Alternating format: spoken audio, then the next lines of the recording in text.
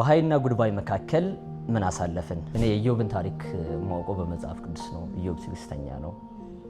የተቀበልኩት ያመንኩት ታሪክ በአይን አይቼ የመሰከርኩት የሰው ልጅ ምንስ ድረስ በደረሰበት ችግር ሳያማርር እግዚአብሔርን አምኖ መኖር ይችላል የሚለው እኔ በሷን ያየሁት። ካንሰርን ያክል በሽታ አለብሽ ተባለች። እግዚአብሔር ያውቃል፣ እግዚአብሔር አይሳሳትም ማለት። በወቅቱ የካንሰር ህመሟን ስናውቅ የ6 ወር ነፍሰ ጡር ነበረች። አንዴ ውጭ ቆየኝ አላት እሷንና ከእናቷ ጋር ነበረች። ከእናቷ ጋር ውጭ በሚቆይበት ሰዓት ላይ ጽንሱ በህይወት የለም ማለት እየፈራው ነው የከፈትኩት። በጣም ፈራው ቃል አለ። ያ ቃል እንዳይሆን ግን አንዳንዴ የፈሩት ይደርሳልና ሕክምናውም እዛ ቦታ ተጀመረ። ፋይናሊ እዛ ቦታው የሆነው እሷ ጋር የነበረው ነገር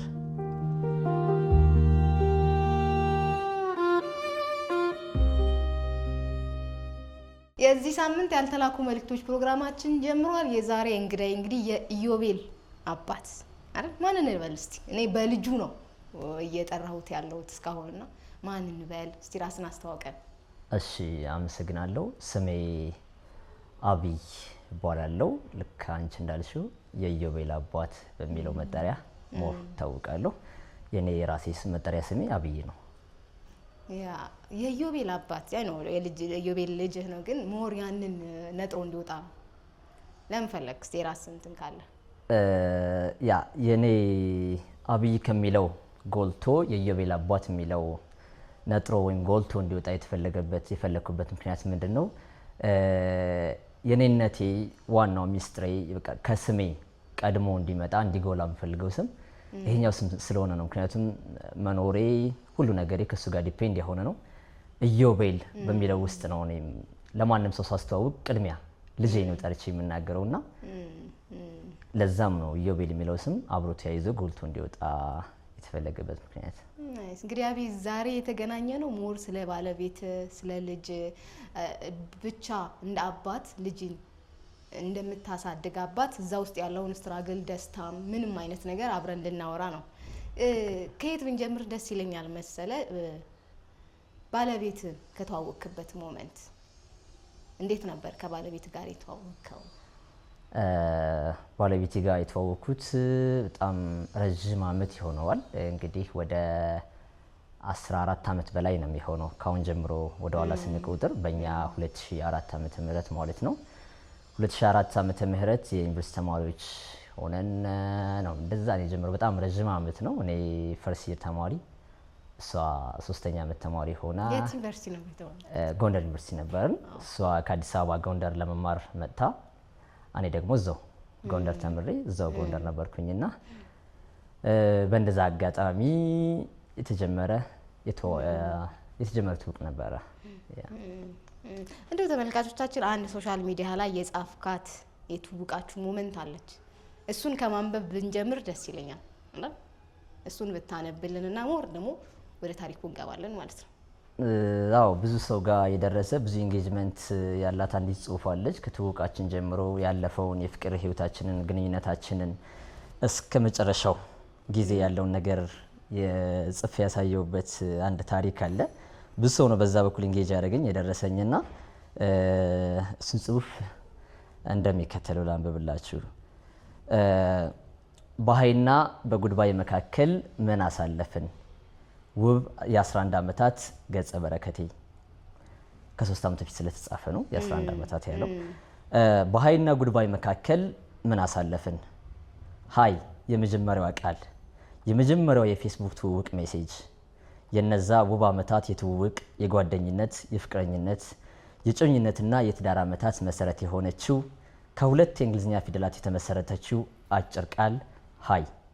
በዚች ቃል የተጀመረው ንግግር አድጎ ብዙ ክፉና ደግ ጊዜያትን አብረን ተጓዝን። ምን አይነቱ ቃል ነች ግን ሀይ!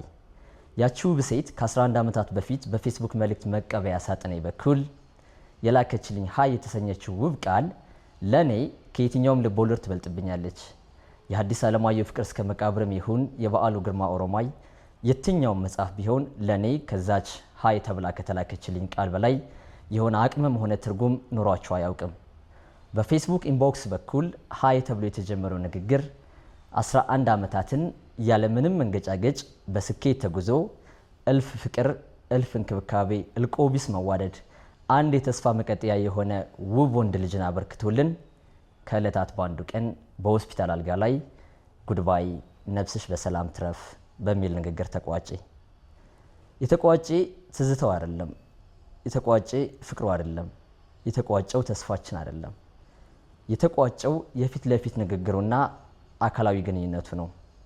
ዛሬ ላይ የትኛውንም ትዝታ ሳስታውስ በሳቅ በፈገግታ ነው። በሷ ልክ ተወዶ ለኖረ ፍጡር ሞት በፍጹም አያስፈራውም። የሚያስፈራው እድሜ ዘመኑን ሳይወደዱና ሳይፈለጉ መኖር ነው። ነፍስሽ በሰላም ትረፍ ውብ አለሜ። ያ የውብዬ እናት እንግዲህ በህይወት የለችም። የለችም በህይወት። ያ ምን አይነት ሴት ነበረች?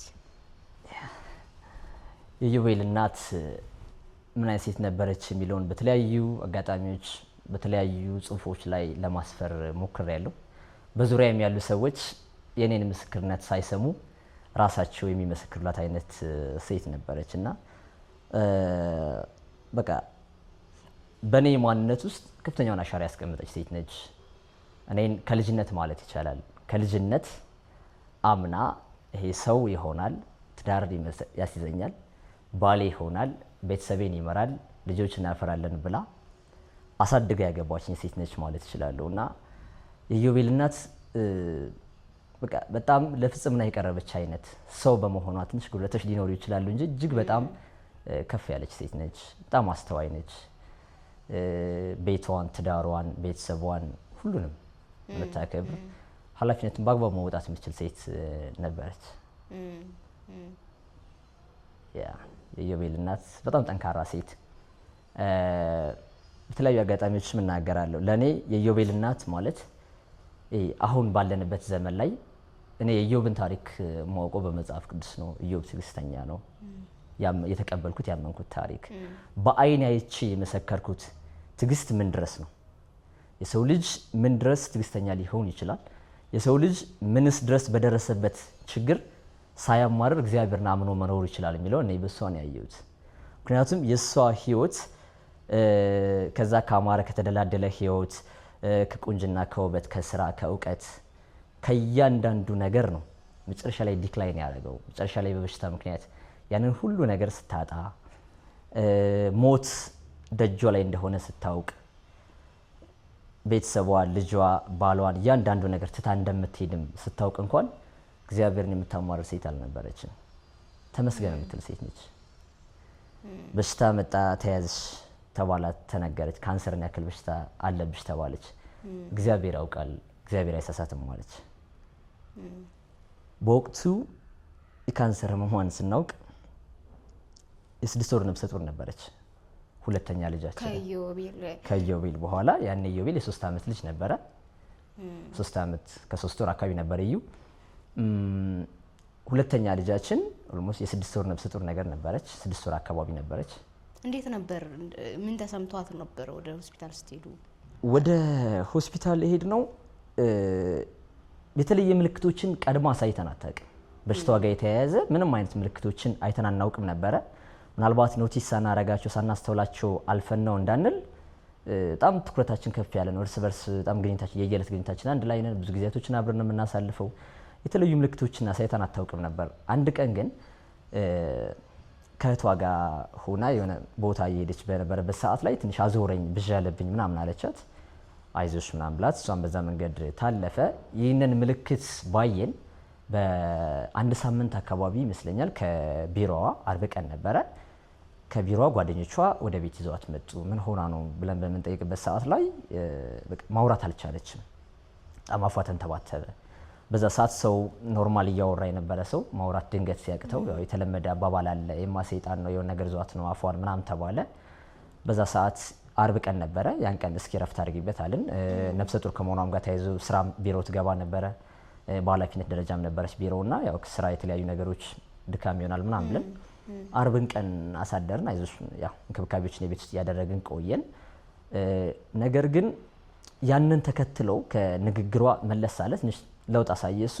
ነገር ግን ኃይለኛ ራስ ምታት በዛው ልክ ተከታትሎ መጣ። ማስመለስ ነገርም ነበረ። በዛ ሰዓት ላይ ቅዳሜ ቀን ነበረ። እሱን ሐኪም ቤት ይዘናት ሄድን። የጽንስ ክትትሉን የምታደርግበት ቦታ ማለት ነው። የጽንስ ክትትሉን የምታደርግበት ቦታ ይዘናት ሄድን። በቅርበት ጽንሷን ይከታተላት የነበረው ጓደኛዬም ስለነበረ እሱ ያለውን ነገር በሙሉ ፋሲሊቴት አደረገ። ሙሉ ቀን እያደረግን የነበረው ምርመራ ምንድነው ከጽንሱ ጋር የተያያዘ ነው። ምክንያቱም አንዲት ነፍሰ ጡር ሴት ሆዷ የገፋ ሴት በህመም ሐኪም ቤት ስትሄድ ኤቭሪዋን መጀመሪያ የሚገምተው ነገር ከጽንሱ ጋር የተያያዘ ነው። ነገር ግን ከጽንሱ ጋር የተያያዘ ምንም አይነት ችግር አለመኖሩን በሕክምና ማስረጃ ተረጋገጠ። ደን አንድ ሐኪም ነው በተደጋጋሚ ራሴን ስትለው ይሄ ነገር ማጅራት ገተር ሊሆን ይችላል፣ ማጅራት ገተር ሊሆን ስለሚችል ምናልባት ኤምአርአይ ያስፈልገናል አለ። የኤምአርአይ ምርመራ በሚደረግበት ጊዜ ነው በጣም በሳይዙ መጠኑ ከፍ ያለ የብሬን እጢ እንዳለ የጭንቅላት እጢ እንዳለ አወቅን። ከዛ ነው የሕክምና ፕሮሰሷ የተጀመረው። ያንን ስታውቁ ምንድን ነበር? የሕክምና ሁኔታዋን ስናውቅ እኔ ከሷ በፊት ጭንቅላት እጢ ያለበት ሰው አይቼ አላውቅም። በአጋጣሚ ማውቀው ሰው በቅርበት ስለበሽታው ምንም አይነት ግንዛቤው አልነበረኝም። በወቅቱ ራስ ደስታ ሆስፒታል ነበርንና ጓደኛዬ ነው እዛ የሚሰራው። እሱም እሷን ትሪት አደረገ። ተጻፈልን ሪፈር ተጽፎልን ጥቁር አንበሳ ነበር የምንሄደው። ጥቁር አንበሳ በወቅቱ እሷን አልጋ ማስያዙ በጣም ከባድ ነበር። የጥቁር አንበሳ በጣም ወረፋው የሚታወቅ ነገር ነውና እንደምንም ቦታ አገኘች። ያኔ ነው ስለ በሽታውም ለማወቅ ጥረት ማድረግ የጀመርኩት። ማንበብ ጀመርኩ፣ ሌሎች ሐኪሞች መጠየቅ ጀመርኩ። ደን ታይፕ አለው አሉን። አሁን ላይ ሰርጀሪው ይሰራል አሉ። እኔ እዚህ ሀገር እንደሚሰራ ምንም እውቀቱ አልነበረኝም። የኛ ሐኪሞች ይሰሩታል አይሰሩትም፣ መሳሪያው ማሽኑ አለ ይሄንን ሊሰራ የሚችል ስለ ብሬን ሰርጀሪ ሰምቼ አላውቅም ነበርና ጥቁር አንበሳ ስንገባ በጣም ጥሩ ዶክተሮች ነው ያገኘነው። በወቅቱ አረጋጉን፣ በቃ ይሄ ይሰራል። እንዲያውም የሷ በአጋጣሚ ጥሩ ቦታ ላይ ያለ ነው ለመስራት የሚከብደን ነገር አይደለም አሉ።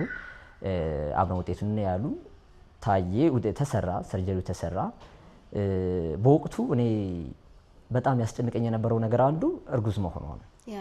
እርጉዝ መሆኗ የብለጥ ያስጨንቀኝ ነበረ። ምክንያቱም ይቺ ልጅ ብሬን ሰርጀሪ ሊደረግላት ነው፣ ጭንቅላቷ ሊቀደድ ነው። ልጅ ደግሞ እንዴት ነው መያዝ የምትችለው? ልጇን ትቀፍ ወይስ የሚለው በጣም ያሳስበኝ ነበርና ከወለደች በኋላ ያለውን ያሳሰበ ከወለደች በኋላም ያለው ያሳስበኛል። ሰው ሐኪሞቹን በቀጥታ ተርሚኔት እንዲያደርጉት ጽንሱ እንዲቋረጥ ኦኬ ሪከመንድ አደረጉህ ነው እኔ ራሴ ጠየቅኩ። እነሱ ምንድነው እነሱ በዛ ሰዓት እኔ የሚመስለኝ ምንድነው እነሱ በቃ ይችን ሰርጀሪ ሰሩ፣ ከዛ በኋላ ያለውን ላይፏን በራሷ ትወጣው የሚሉ ነው የመሰለኝ። ስለዛ ነገር ላይ ያስቡልን ይችላሉ። እነሱ የብሬን ሐኪሞች ናቸው። እነሱ ሞር ፎከስ የሚያደርጉት ብሬኑ ጋር ነው። ከዛ በኋላ ስለሚመጣባት ችግር ብዙ ላይ ያስቡት ስለሚችሉ እኔ ራሴ ለምን አልጠይቅም? በቃ ልጅ አለን፣ ልጅ ባይኖረን እንኳን መጀመሪያ ሴቭ መዳን ያለባት ሰው ነች። ሰው ተርሚኔት መደረግ አለበት ጽንሱ። በዚህ ሰዓት ለጽንስ ሁኔታ የሚያሳስበን አይደለም። እቺ ልጅ የያዘችው ብሬን ሰርጀሪ ብቻውን በቂ ነው። በዚህ ጊዜ አራስነት፣ ልጅ ማቀፍ፣ ጡት ማጥባት እያንዳንዱን ነገር መሄድ አትችልም።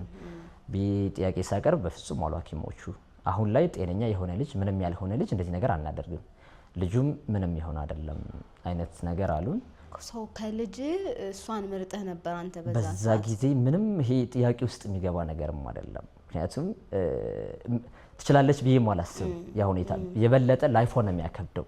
በዛ ሰዓት መቼም ሚስትና ልጅ ያልተወለደ ልጅና ሚስት ቀርቦ ምንም ውድድር ውስጥ የሚገባ ነገር አይደለም። እንኳንስ ልጅ ኖሮን ይቅርና ልጅ እንኳን ባይወለድ የመውለድ ተስፋ እንኳን ባይኖርሽ በዛ ጊዜ የምትመርጫው አማራጭ እሷን ሴቭ ማድረጉ ነው። እግዚአብሔር የራሱ መንገድ አለው ማምጫ መንገድና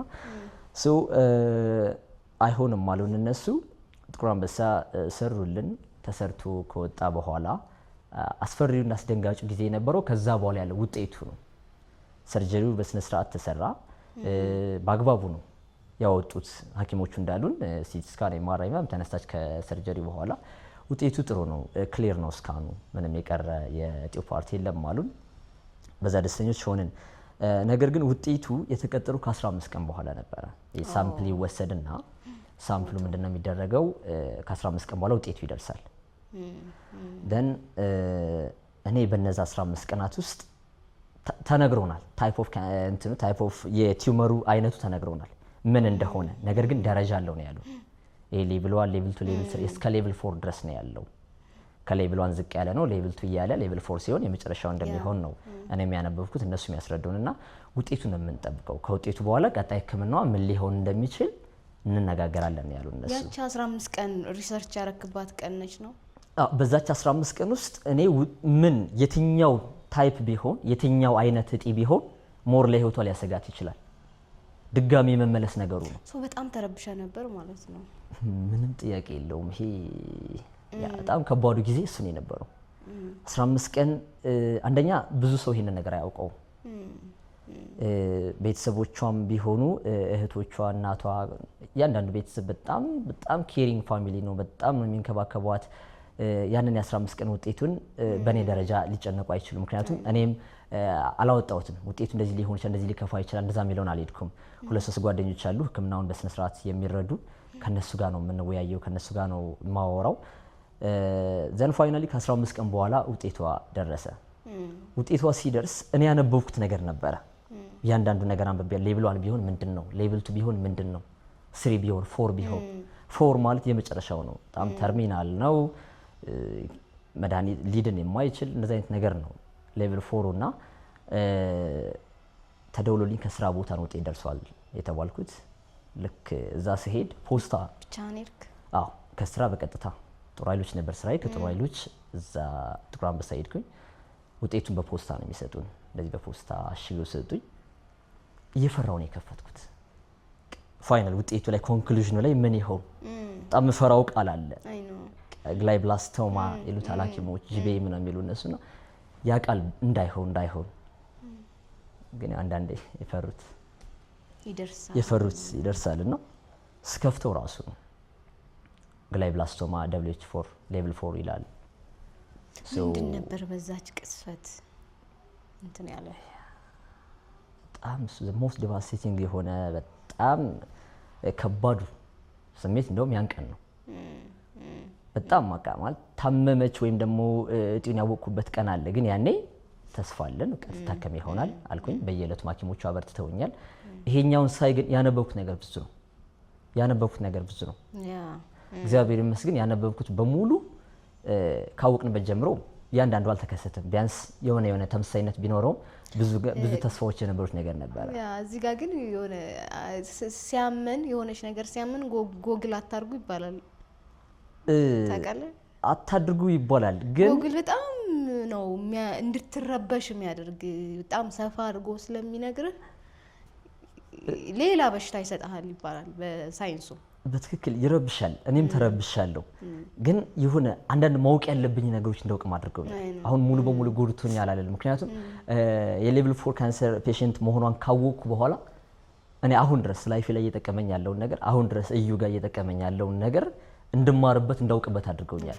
ምክንያቱም ሳይንስ ተማሪ ነኝ። ሳይንስንም አጥንቻለሁ፣ ሳይንስንም አንብቤዋለሁ። ስለዛ እዛ ጋር የምወስዳቸው ነገሮች አሉ። ሳይንስ ሙሉ በሙሉ ያስፈራራል፣ ሳይንስ ሙሉ በሙሉ ያስጨንቃል ወደሚለውም ስለማልሄድና በዛ ሰዓት አነበብኩ፣ አየሁ። በተለያዩ ፊልሞች ላይ በተለያዩ አጋጣሚም ይመስለኛል ስለዛ ነገር እያወቅኩ ስለዛ ነገር እያሰብኩም ስለን የማየው ፊልም የማያቸው ቪዲዮዎች የሚመጡልኝ ነገሮች በሙሉ ከዛ ጋር የተያዙ ነገሮች ነው የሚሆኑ። ብዙ ነገሮች አስፈርተውኛል፣ ብዙ ነገሮች አስጨንቀውኛል። በሽታውን ምን ያክል ከባድ እንደነበረና ያ ውጤቱን ማወቁ ያን ውጤት ወረቀት ላይ በዛ መንገድ ተጽፎ ለኔ ያ እንደ ሞት ደብዳቤ ነው። እንደ ሞት ደብዳቤ ነው የማየው። ይሄ የሞት ደብዳቤ ነው አይነት። ግን ያው ሌቭል 4 ነው፣ ካንሰር ነው፣ የመዳን ዕድል አይኖርም ቢባልም መሄድ የነበረብን ፕሮሰሶች ደግሞ ነበሩ። እንዴት ነበር ውጤቱን ያዝክ? ወደ እሷ ሄደ ለመንገር እንዴት ነበር ፕሮሰሱ? እሷን በቀጥታ አልነገርኳትም። ያን ቀን ምንድነው ያደረኩት? ውጤቱን እዛው ጥቁር አንበሳ እንዳያስኩኝ አልጋ እዛው ተኝታ ወደ ነበረበት ክፍል፣ ከዛ አልጋ እሷ ወጥታለች፣ ወደ ቤት ተመልሰናል። እሷ ቤት ነች። ግን ምናልባት እዛ ያክሟት የነበሩት ሐኪሞች ስላየዋቸው ሰርጀሪውን የሰሩላት ሐኪሞች ጋር ጥሩ ትውውቅ ነበረኝ፣ ጥሩ ኮሚኒኬሽን ነበረኝ ሐኪሞቹ ጋርና ምናልባት አንዳቸውን አገኛቸዋለሁ። ቀጣይ ፕሮሰስ ምን መሆን እንዳለበት፣ የህክምና ሂደቱ ከየት መጀመር እንዳለበት ቀጣዩ። ምክንያቱም ከዛ በኋላ ከኒውሮ ሰርጀሪ ወደ ካንሰር ክፍል ነው ወደ ኦንኮሎጂ ክፍል ነው የምትላከውና ወደ የትኛው ፕሮሰስ መሄድ እንዳለብኝ እነሱን ለማማከር እነሱ ጋር ሲሄድ ከሰርጀሪውን ከሰሩላት የከታተሏት ከነበሩ ሐኪሞች መካከል አንደኛውን አገኘሁት። ወረቀቱን አሳየሁት። ደነገጠ፣ በጣም ደነገጠ። ፊቱ ሲጠቁር የሆነ ሲደነግጥ ታውቆኛል። እኔን ለማጽናናት ቃል እየመረጠ እንደሆነ ስለገባኝ ዶክተር አልኩት፣ በቃ እኔ ይሄ ምን እንደሆነ አውቃለሁ፣ ተረድቻለሁ። አሁን ምንም ያክል ጊዜ ይቅራት ህክምናው ተስፋ ይኖረውም አይኖረውም ብቻ ግን መሞከር ያለበት ነገር በሙሉ መሞከር ስላለበት ቀጣይ ፕሮሰስ ምን እንደሚሆን ብቻ ንገረኝ ያልኩት። ቀጣይ ፕሮሰስ ምን ይሁን ነገ ዛሬ ሳልል እያንዳንዱ ነገር ማድረግ እችላለሁ እሞክራለሁ ሁሉ ነገርና አንድ ቀንም ይሁን አንድ ወርም ሆነ አንድ አመት መታከም አለባት። ስለዚህ ምን እናድርግ ስለው በዛ ጊዜ የነበረው ሌላው ችግር ምንድነው ሐኪሙ ያለኝ ሌላ ታካሚ ቢሆን አሁኑኑ ጨረሪ ክፍል ይሂድ እንላለን። ነገር ግን እሷ ነፍሰ ጡር ነች። እሷ ነፍሰ ጡር ነች። ሰው ነፍሰ ጡር የሆነች ሴት ደግሞ ጨረሩ መውሰድ አትችልም። በፍጹም ይሄ የሚፈቀድ ነገር አይደለም የሚሆን ነገር አይደለም ያለኝና ያኔ ድጋሚ ያኛውን ሐሳብ አመጣውለት። ምክንያቱም እኔ ያነበብኩት ይሄ በሽታ በ45 ቀን ውስጥ ተመልሶ ይመጣል የሚል ድረስ ነው ያነበብኩት። 45 ቀን 3 ወር ድረስ ነው ተመልሶ ይመጣል። ልጅ ሊወለድ ገና 3 ወር ይቀረናል። በዚህ 3 ወር ውስጥ ተመልሶ ቢመጣስ ህይወቷን ብታጣስ ሰው የማይሆን ነገር ውስጥ ነው የምንገባው። ሰው መጀመሪያ ምን መደረግ አለበት? በቃ ተርሚኔት ይደረግ ወደሚለው ድጋሚ ለሐኪሙ አንሳውለት። አንድ ሐኪም ነው እኔ መወሰን አልችልም። ቀጣይ የህክምና ቀጠሮ እኛ ጋር ሲኖራችሁ ኑና እንመካከርበታለን አለ። የህክምና ቀጠሮ በሳምንት ውስጥ ሰው ልጁ ተርሚኔት እንዲደረግ አንተ ወሰንክ እንጂ ስቲል አላማከርካት? እሷን በዛ ሰዓት ላይ እሷን ኮንቪንስ ማድረግ እንደምችል ማሳመን እንደምችል አውቀዋለሁ። ምክንያቱም አንደኛ እሷ በዛ ሰዓት ምንም ብትል በህመም ውስጥ ያለች ሰው ነች። ብዙ ነገር በድሮ አቋሟ ላይ አይደለች፣ በድሮ ሁኔታዋ ላይ አይደለች። በዛ ሰዓት የምትወስናቸው ውሳኔዎች ይሁን ልትል ትችላለች። ሰው በዛ ሰዓት ላይ እኔም ቢሆን ልጅ አይደለም ያው የመወሰን መብቱ ይኖረኛል። ምንም እሷ ብትሸከምም እኔም ልጅ አይደል የመወሰን መብቱ ይኖረኛልና ለዛ ነው ሐኪሞችን ተጭኜ ይሄ ነገር ተርሚኔት መደረግ አለበት ወደሚለው መጥቼ ነበሩ። ምክንያቱም ይሄ ከጭካኔ አንፃር አይደለም መጨከን ሳይሆን ቅድሚያ ማን ማግኘት አለበት ቅድሚያ መስጠት ያለበት ተመልካቾቻችን ተርሚኔት የሚለውን ቋንቋ ሜቢ ጽንሱን ማቋረጥ ወይም ደግሞ በህክምና ዘዴ ማስወረድ ማለት ነው የሚሆነው። ከዛ በሳምንት ጊዜ ውስጥ ቀጠሮ ነበረን እዛው ጥቁር አንበሳ። የጽንስ ክትትሉም ከራስ ደስታ ወደ ጥቁር አንበሳ ተዘዋወረ። እዛው አንድ ላይ ይሁን ተብሎና ቀጠሮው ምን ነበር? ጽንሱን ነው ወይንስ ይሄንን ህክምና? ለሁለቱንም ቀጠሮ አመቻቹልን ጊዜው። አንደኛው ጋር በመጀመሪያ ደርሰን ወደ ሁለተኛው ጋር እንድንሄድ ማለት ነው። ሶ በዛ ሰዓት መጀመሪያ የጽንስ ህክምናው ጋር ነበር የሄድን። የጽንስ ህክምናው ጋር ሄድን። የአልትራሳውንድ ምናምን ነበራት። አልትራሳውንድ በሚደረግበት ጊዜ ላይ ሐኪሙ ወጣት ሐኪም ነው። አንዴ ህክምና ትረዳለህ አለኝ። እኔ የህክምና ያው አነባለሁ እንጂ ያን ያክል ከማሽን ላይ አንብቤ መረዳት አልችልም። የማሽን ነገር አንብቤ መረዳት አልችልም ስለው አንዴ ውጭ ቆየኝ አላት። እሷንና ከእናቷ ጋር ነበረች። ከእናቷ ጋር ውጭ በሚቆይበት ሰዓት ላይ ጽንሱ በህይወት የለም አለኝ።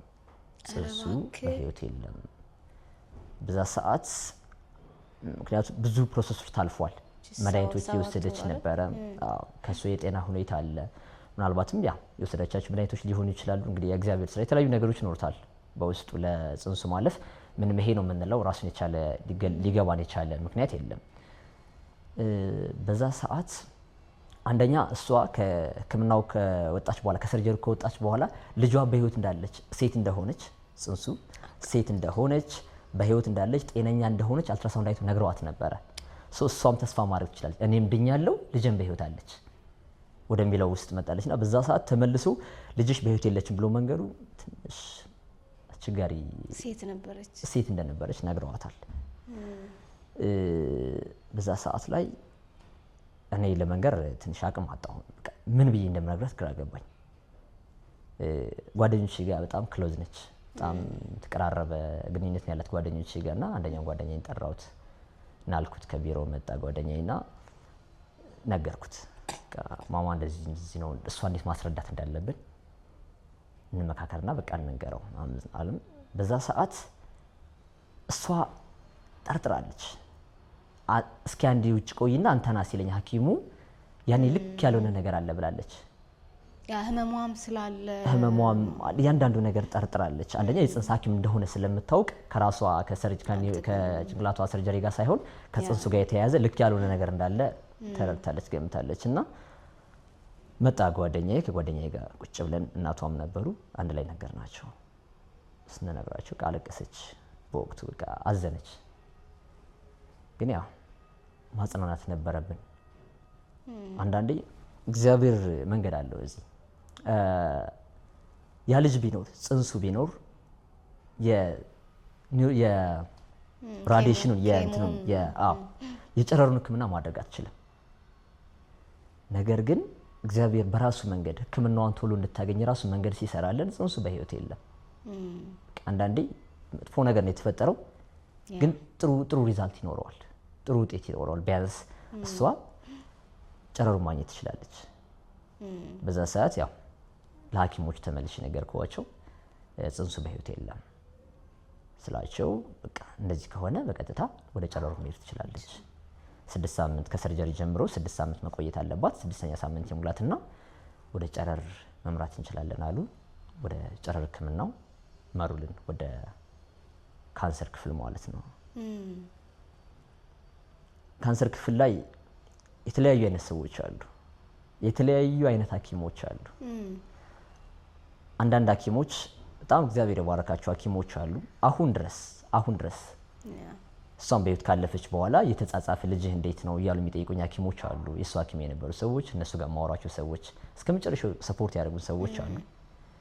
በዛው ልክ ደግሞ ተስፋ እንድትቆርጪ የሚያደርጉን ሐኪሞች አሉ። ካንሰር ክፍል ላይ መጀመሪያ ላይ ያገኘሁት ሐኪም ከኒውሮ ሰርጀሪ ተላልፎላት ዶክመንት በኮምፒውተር ነው የሚያዩት፣ ሲስተም ላይ ነው። እና ሲስተም ላይ እያየ አንድ ሐኪም ምን አለኝ፣ ጅቤ ምን አለኝ።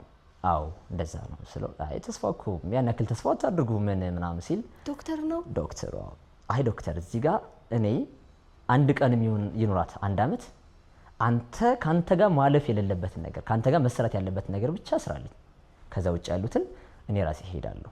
አንተ እንደ አባትም እንደ ባልም ማድረግ ያለብህን ሁሉ ነገር ለማድረግ ነው።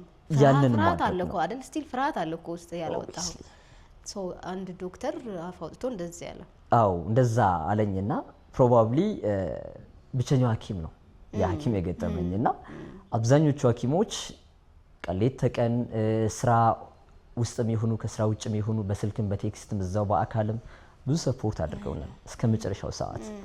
በተለይ ደግሞ ወጣት ከመሆኗ ጋር ተያይዞ እሷ ጋር የደረሰው በሽታ እንዳውም ዋና ሐኪሟ ሰብ ስፔሻሊስት ሐኪሟ ሲያወራኝ ምንድነው ያለኝ፣ በእሷ እድሜ ብዙ ጊዜ የሚከሰት አይደለም።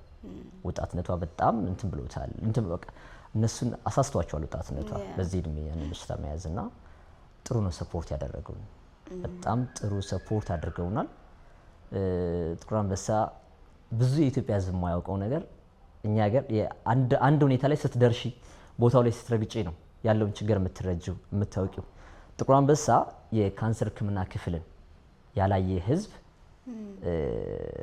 በሆነ አጋጣሚ እያንዳንዱ ሰው መጎብኘት ያለበት ነው። ህመሙ አያድርስበት እዛ ቦታ በቃ ሰቆቃ ያለበት ቦታ ነው። በጣም ብዙ የሚታዩ ታካሚዎች አብዛኞቹ ከገጠር የመጡ ሰዎች ናቸው። ሀብት ንብረታቸውን በሙሉ ሽጠው ነው የሚመጡት። ብዙ ተቸግረው ነው የሚመጡት።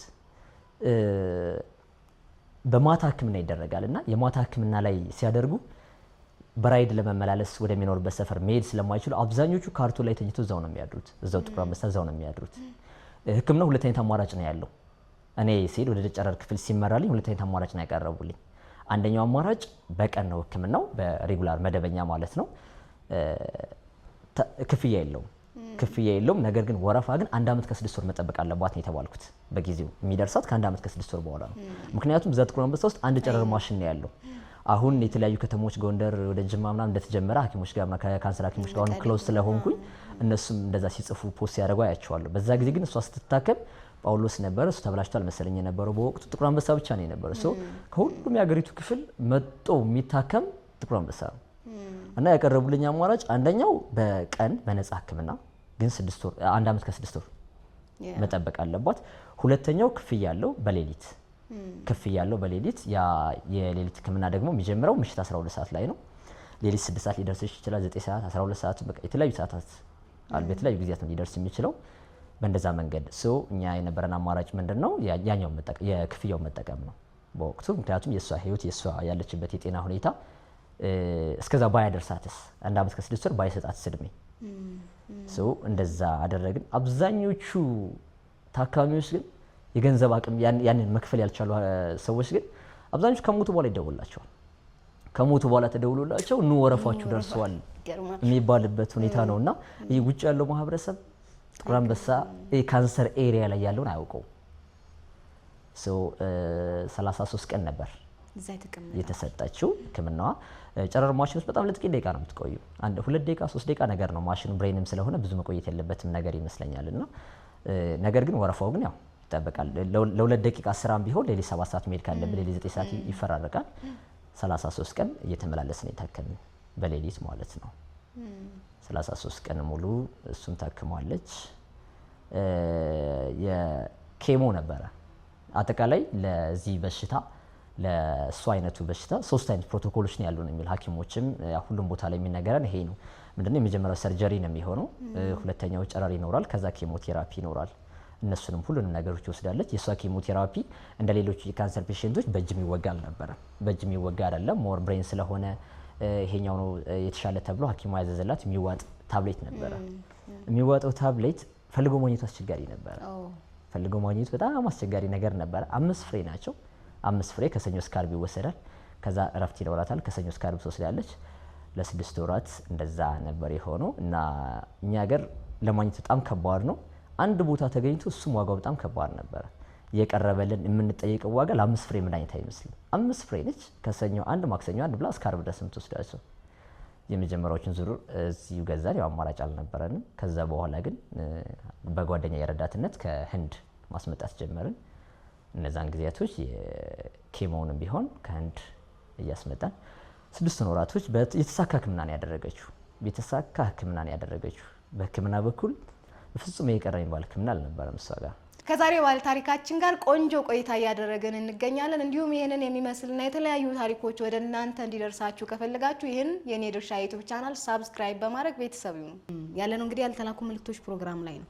እዚህ ፕሮግራም ላይ መሀል ላይ ከተመልካቾቻችን የሚላክ ያልተላከ መልእክት አለ። እሱን እናነብና የራሳችንን ሀሳብ እንሰጣለን ማለት ነው። ስለዚህ ከጀርባ እንዳለ እየተባለ ነው። ተመልካቾቻችን እንግዲህ የእናንተን ያልተላኩ መልእክቶቻችሁን እንደዚህ በዚህ መድረክ እያቀረብን ከማቀርበው እንግዳዬ ጋር የራሳችንን ሀሳብ እየጨመርን ወደ እናንተ መልሰን እናደርሳለን ማለት ነው። ያልተላከ መልእክት ኑሯችሁ ያላካችሁ ካላችሁ በየትኛውም በሶሻል ሚዲያ ገጾቻችን ልትልኩልን ትችላላችሁ። እንዲሁም እዚህ ስር በምናስቀምጠው የቴሌግራም አካውንት ልትልኩልን ትችላላችሁ። ልጄ ይላል አብይ መልእክታችን በየቀኑ ጠዋት ስትነሳና ማታ ስትተኛ ሳቅህን ሳይ በውስጤ የሚፈጠረውን ብርታት በቃላት ልገልጽልህ አልችልም። አንዳንድ ቀን ሁሉንም ነገር በትክክል እየሰራሁት እንዳልሆነ ይሰማኛል። እናትም አባትም ሆኖ መገኘት በጉልበት ብቻ ሳይሆን በስሜትም ሙሉ መሆን ምን ያህል ከባድ እንደሆነ የምታውቀው አድገህ ስትረዳው ብቻ ይሆናል። ድካሜን እንዳታይብኝ ሁልጊዜ ጠንካራ ሆኜ ለመታየት እጥራለሁ። አንተ ግን የኔ ጥንካሬ ብቻ ሳትሆን የህይወቴ ትርጉም ነህ። አንተን ነው ብቻችንን ብንሆንም በፍቅር በኩል ግን ከማንም ያነሰ ነገር እንዳይኖርህ እኖራለሁ። ዛሬ ይህንን ባታነበውም አንድ ቀን ግን እኔ ላንተ የኖርኩትን ያህል አንተም ትልቅ ሰው ሆነ እንደማይህ አምናለሁ። እወድሃለሁ ልጄ። ያ ለልጅ ያልተላከ መልእክት። ኢዮቤል ስንት አመቱ ነው? ኢዮቤል አሁን 7 አመት ከ6 ወር አይደለ? አይ ቲንክ ኢዮቤል እናንተ በጣም ኦፕን ናችሁ፣ በደንብ ነው የምታወሩት። በትክክል አይደል? እንደዚህ ያልተላከ መልእክት ሊኖር ይችላል ለኢዮቤል። ደግሞ ላትነግረው የምትችላቸው የሆኑ ስብራቶች ይኖራሉ። ለኢዮቤል አሁን ያለንበትን ጊዜ በደንብ የሚረዳው ጊዜ አይደለም። የሚይዛቸው የማልነግረው ታሪኮች ይኖራሉ። ለኢዮቤል በተለያዩ ጊዜያቶች የተለያዩ መልእክቶችን ጽፌ ማስቀመጥበት ጊዜም አለ። እነሱን ጊዜው ሲደርስ እድሜው መረዳት አቅም ሲኖረው ይረዳዋል እላሉ። አንዳንዴ ስለ ልጄ ሳወራ የሆነ ሰዓት ላይ የሆነ ጊዜ ላይ ሞር ኩራቱ እንዲሆን እኔ እንደዚህ ነኝ ብሎ መናገር ሲጀምር እንዲናገረው የምፈልገው ነገር እኔ በጣም ደረቱን ነፍቶ አፉን ሞልቶ እኔ የፍቅርተ ልጅ ነኝ። እኔ የፍቅርተ ልጅ ነኝ። በቃ ምክንያቱም እሱ እናቱ ጋር በቂውን ጊዜ ያክል አላሳለፍም። የ3 አመቱ አካባቢ ያለ ታመመች። በህመም 1 አመት ከምናምን አለፈ። የ5 አመት ሲሆን ያረፈችው። ከዛ በኋላ ያሉት ጊዜያቶችን ቀሪ የሱ ያልተሟላለትን ታሪክ እኔ ነኝ እየሞላውለት ያለሁት።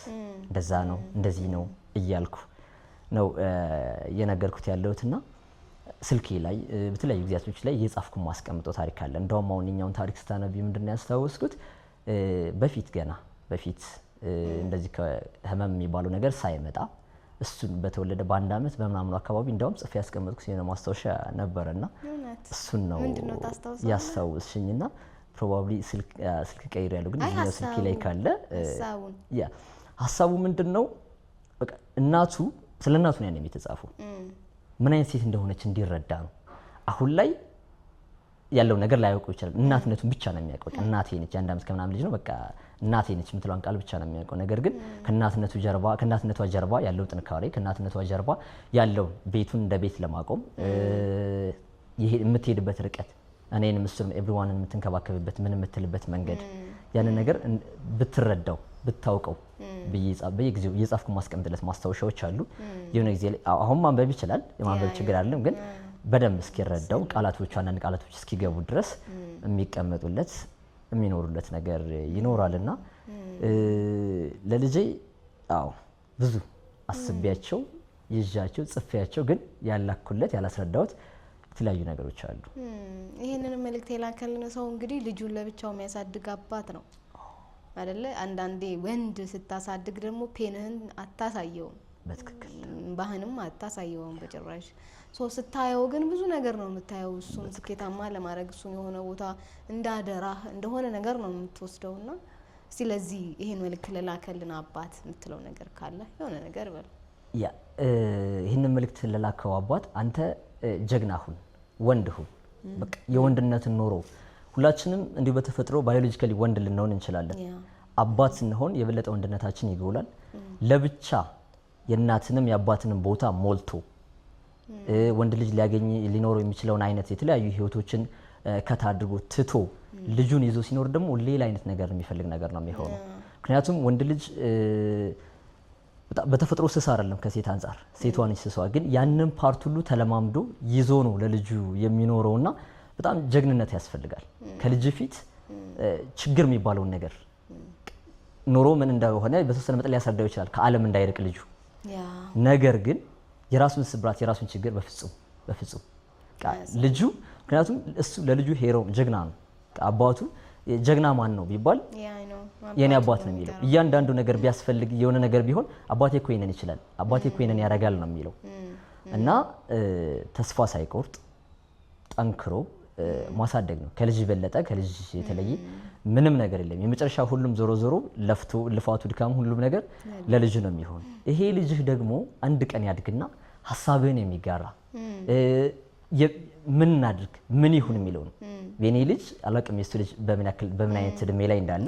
የኔ ልጅ ባለበት የ7 ዓመት እድሜው ኑሮን ስላላመድኩት መወያየትን ስላስለመድኩት የሆነ ሰዓት ላይ ቁጭ ብለን ሻይ ስንጠጣ ምን ስንል እስኪ ስለ ህይወት እናውራ ይለኛል። ስለ ላይፍ እንወያይ ይላልና እዛ ደረጃ ላይ ይደርሳል። እንደውም ላስት ላይ የሰራሁት አንድ ፖስት ነበረ። ትናንትና ዳይፐር የቀየርክለት ልጅህ ዛሬ ደርሶ ስለ ህይወት እናወያይ ስለ ከማየት በላይ መታደል የለም የጻፍኩት ጽሁፍ ነበርና ስለዚህ ልጁ ደርሶ የሚያኮራው የሚደግፈው አይዞህ የሚለው ልጁ ነው የሚሆነውና የልጁ የሰውየው ጥንካሬ የአባትየው ጀግንነት የሚታየው በልጁ ውስጥ ነው። እንግዲህ ልጅ አባት ወላጅ ስንሆን ሁለት መንገድ አለን። ልጃችንን ሰብሮ ማሳደግም ልጃችንን አጠንክሮ ማሳደግም የምንችለው እኛ ነን። ልጆቻችን ከኛ ነው የሚወስዱት እያንዳንዱን ነገር። የኔ ልጅ ስቆ ተደስቶ የሚኖርበት ምክንያት ስቄ ተደስቼ ስላሳየሁት ነው። እሱ ፊት ባጣውት ነገር ባማረር አባት ያለቅሳል ወይ ብትዩ ልጄ በፍጹም አባት እንባ የለውም ነው የሚለው። ስለማናለቅስ አይደለም ስለማይከፋን አይደለም። ግን ልጆቻችን ያንን አይተው ምን ሊጠቀሙ ምናልባትም አባቱን ልጁን ለብቻው እያሳደገው ያለው ይሄ አባት እንደኛ የሞት ካልሆነ ምናልባት ፍቺ ከሆነ ወይም ደግሞ ሌላ መለያየቶች ከሆኑ በፍጹም ስለ አንደኛው ወላጅ መጥፎ ነገርን ክፉ ነገርን እንዳያወራ። ምክንያቱም አባቱ ክፉ ቃል መናገር እንደሚችል ማወቅ የለበትም ልጁ። እኔ ከጓደኞቼ ጋር ከተለያየ ሰው ጋር የሆነ አንዳንድ ቃላት ላወጣ እችላለሁ እንደ ወጣት።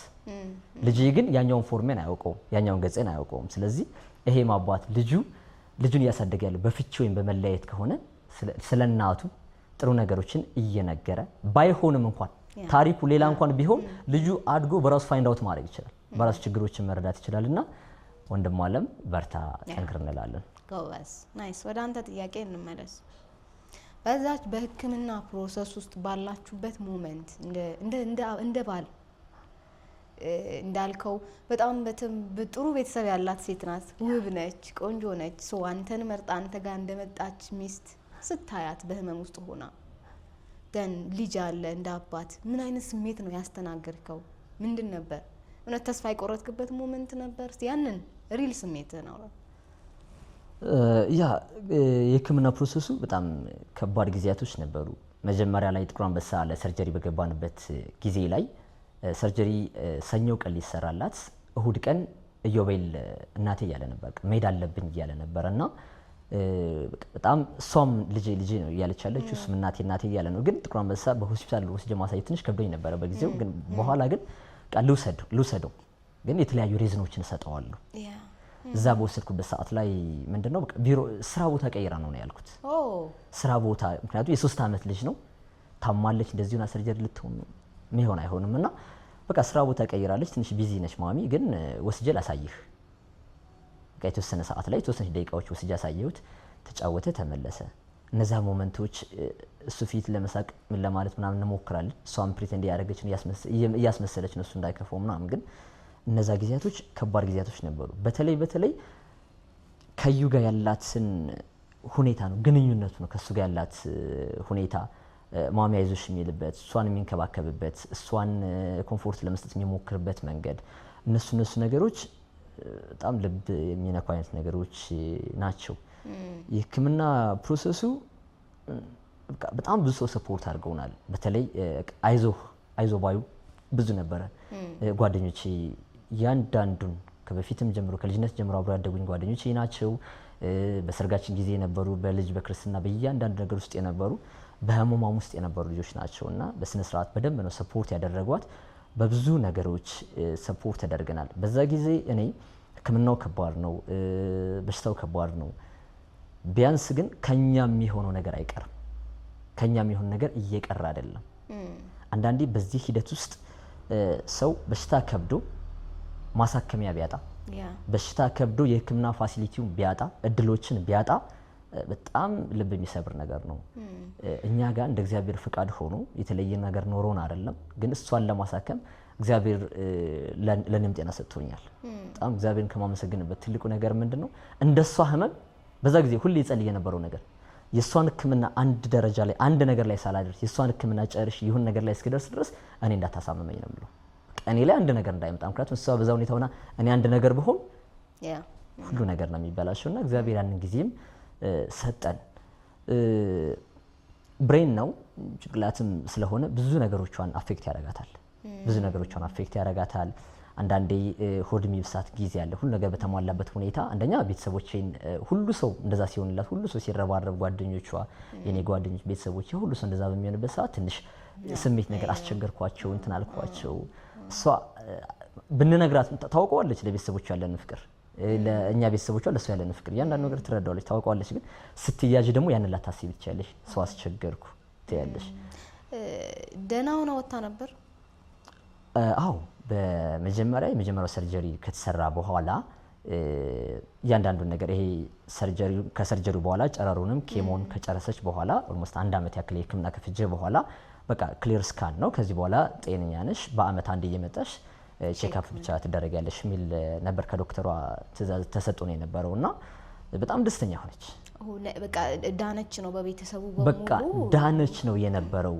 አንዳንድ ሐኪሞቿ ጋር ሲሄድ ምናወራ ነበር። እንደውም ይሉኛል ሐኪሞቿ ካርዷ የሷ ካርድ እያንዳንዱ ሂስትሪ የሚጻፍበት እያንዳንዱ የሚሰጥበት ነገር እንደ እንትን የሚወስዱት ነበረ፣ እንደ መማማሪያ ይወስዱት ነበረ። ጥሩ ምክንያቱም በዚህ በሽታ ላይ ብዙ ጊዜ ጥሩ ውጤት የሚታይ አይደለም። ነገር ግን እሷ ጥሩ ውጤት አሳይታለች። የተደረገው ህክምና ይሄ ነው፣ ይሄን ነገር ፎሎ ማድረግ አለብን እየተባሉ ሐኪሞች የሚማማሩበት አይነት ካርድ ነበር እና ብዙ ጊዜ እንደውም ስንሄድ ሊማሩበት ወጧል እንትን ክፍል ነው ይባል ነበር ካርዷና ወደ ስራም ተመልሳ ጓደኞቿም ደስተኛ ሆኑ፣ እሷም ደስተኛ ሆና ነበረ።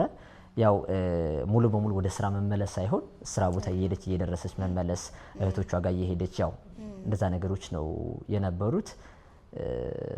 1 ዓመት ደህና ነበረች። እንደገና መኖር ጀምራችሁ ነበር? ላይፍ ጥሩ ሆኖ ተስፋ አድርገን በጣም ማመስገን የጀመርንበት ጊዜ ነበረ። በእርግጥ እሷ እንኳንም ድና ይቅርና በከባዱ ጊዜያቶችን ከማመስገን አልቦዘነችም። በእርግጥ እነዛን ነገሮች ሆኖ በጣም ደስተኛ ነገር ላይ ነበረች። ከሆነ ጊዜ በኋላ ነው እንደገና ልክ ክሊር ስካን ነው ከተባለ ከ2 ወር 3 ወር አካባቢ ቆይታ በኋላ ነው እንደገና ምልክቶችን ማሳየት የጀመረች። አንዳንድ ምልክቶችን ማሳየት ጀመረች። እነዛ ምልክቶች ደግሞ ከበፊቱ ህመም ምልክቶች ጋር መመሳሰል ጀመሩና ሁለተኛ ጊዜ የተከሰተው በእንደዚህ አይነት መንገድ ነው። ስትሄዱ ድጋሚ ሁለተኛ ሲከሰት ምንድነው እነዛ ምልክቶች ሲያዩ ሐኪሙም ግራ ነው የገባው። ማለት ከ1 ወር ከ2 ወር በፊት ክሊር የነበረ ስካን እንዴት በዚህ መንገድ እንዴት እንደገና ሊሆን ይችላል በሚባልበት ጊዜ ሌላ እንደገና ምርመራ መደረግ አለበት ተባለ። ሌላ ምርመራ በሚደረግበት ሰዓት ላይ የበፊቱ ቦታ ላይ አይደለም፣ የበፊቱ ቦታ ክሊር ሆኖ ነገር ግን ሌላ በጣም ኢኖፐሬብል ሰርጀሪ ለመስራት የሚያስቸግር ሰርጀሪ ቢሰራም ትንሽ አደጋ ያለው ነገር መሆኑን አስረዱን። ከዛ በኋላ የነበራት የጤና ሁኔታ ትንሽ ከበፊቱ ቶታሊ የተለየና እንዴት ተፈጠረ? ከዛ ጊዜ በኋላ እሷ ራሷ ነገሮች በጣም እየከበዷት መጡ። እንቅስቃሴዋ ተገታ። ራሷን ሚዛኗን ጠብቃ ለመሄድ አንዳንድ ነገር መቸገር ጀመረች። መጀመሪያ በራሷ ታረጋቸው የነበሩ ነገሮች ቀሩና የኛን እርዳታ ሙሉ በሙሉ ወደ መፈለግ መጣች። ቤተሰቦቿ ውስጥ እንደነገርኩሽ እህቶቿ፣ ወንድሞቿ፣ እናቷ በጣም የኔም ጓደኞች ጨምሮ ሁሉም ተንከባካቢ ሰው ስለነበረ ሙሉ በሙሉ በእኛ እጅ ላይ ነው የሆነችው። እኛ እሷን ሰፖርት ማድረግ ጀመርን። ኦልሞስት በዚህ ሁኔታ 10 ወር ያክል ቆየች። መርሳት ጀምራ ነበረ ነው ብላኛል። መርሳት ቶታሊ ነገሮችን መርሳት አይደለም፣ ሙሉ በሙሉ መርሳት ሳይሆን አንዳንድ ነገሮችን የቅርብ ጊዜ ነገሮችን ትንሽ መዘንጋት ነገር ጀመረች። ምክንያቱም የሁለተኛው ደረጃ ላይ የተከሰተበት ሁኔታ ምንድነው ትንሽ ከማስታወስ ጋር ምናምን የተያዙ ነገሮችን ነው። የበፊቱን ነገር አትረሳም። አብይ ማን ነው፣ ኢዮቤል ማን ነው፣ ማየ ማን ናቸው፣ እነዚህ ነገሮች አትረሳቸው። ነገር ግን የሆነ ድርጊት ሰርታ ይሄን አላደረኩትም አይደል፣ መድኃኒት ወስጃለሁ፣ ይሄን አድርጌያለሁ፣ እነዛ ነገሮች ሆነ። በዛ ምክንያት የኛ የቅርብ ክትትል ሞር እያስፈለገ የመጣው በዛ ሰዓት እንቅስቃሴዋ ዊልቸር ላይ ነበረ። በዛ ሁኔታ ላይ ሶ አውቃችኋል። በቃ ይሄ ነገር ምንም ተስፋ እንዳልነበረው አውቃችሁ ነበር ነው? አላወቃችሁም ሁላችሁ? ምናልባት ቤተሰቦቿ በዚህ ሁኔታ ያለውን ነገር የማወቅ ሁኔታቸውን ብዙም እርግጠኛ አይደለሁም። ምክንያቱም ብዙም ሰው በውስጡ ማውቁ ዝም የሚልበት ሁኔታም ነበረ። አንደኛው ሌላኛውን ላለማሸበር ሲባል ማለት ነው። እኔ ቅድም እንደነገርኩሽ ነው፣ ሳይንሱን አንብቤዋለሁ፣ ሳይንሱን ተረድቼዋለሁ። በእግዚአብሔር ቸርነት አምናለሁ። እግዚአብሔር ቸር ነገሮችን ያደርጋል፣ እግዚአብሔር ታምራትን ይፈጥራል። ነገር ግን በሕክምናው ዓለም ይሄ የሚሆን ነገር እንዳልሆነ ተረድቻለሁ። የእግዚአብሔር ታምራትን መጠበቅ ነገር ነው የሚሆነው። ከሕክምና ጋር ያሉትን ነገሮች አውርቻለሁ፣ ሐኪሞች ጋር ምን ትንብያለሁ። ሐኪሞች ጋር ሳወራ ሁሉ ነገር ነው የተደረገላት፣ በጊዜው ነው የተደረገላት። ከዚህ በኋላ ፈርዘር የሆነ ሕክምና ሊኖር አይችልም ነው ያሉን። ስለዚህ ሞት ይመጣል፣ ሰምደይ ይመጣል፣ የሆነ ቀን ይከሰታል። አራጊ ፈጣሪ እግዚአብሔር ነው። ማን ከማን እንደሚቀድም ነው የማናውቀው። ለሷ ሊመጣ ይችላል ተብሎ ኦልሬዲ ከያዛት በሽታ አንጻር ይገመታል፣ ይታሰባል። ነገር ግን ማናችንም ቀድመን እንደምንሞት የምናውቀው የለም። እዚህ ላይ ነው የኔ ተርኒንግ ፖይንት የነበረው ይሄኛው ነው። በቃ አንድ ነገር አውቄያለሁ። የመጀመሪያው ሕክምና ተስፋ ሰጠውን ነበረ፣ ደህና ነበረች። ሁለተኛ ሲከሰት ግን እዚህ ላይ ሞት አፍጥጦ እየመጣ እንደሆነ ግልጽ እየሆነ መጣ ነገሮቹን። ሰው በዚህ ሰዓት ላይ እኔ እንደ ባል አብሮ እንደኖረ እንደ ባል ብቻ አይደለም፣ በጣም የነበረን በጣም ከባድ የሆነ ኢንቲሜሲ፣ በጣም ጥሩ ግንኙነት ነው የነበረን። እንደዛ ሁሉ ጊዜያቶች ተባብሮ ተጋግዞ እንዳሳለፈ ሰው ከትንሽ ነገር ተነስተን እዛ ደረጃ ላይ እንደደረሰ ሰው ያን አይነት ቤተሰብ ያን አይነት ፍቅር እንደገነባ ሰው ማድረግ የሚችላቸው ነገሮች ሊስት አውት ማድረግ ጀመርኩ። ምንድነው ማድረግ ያለብኝ?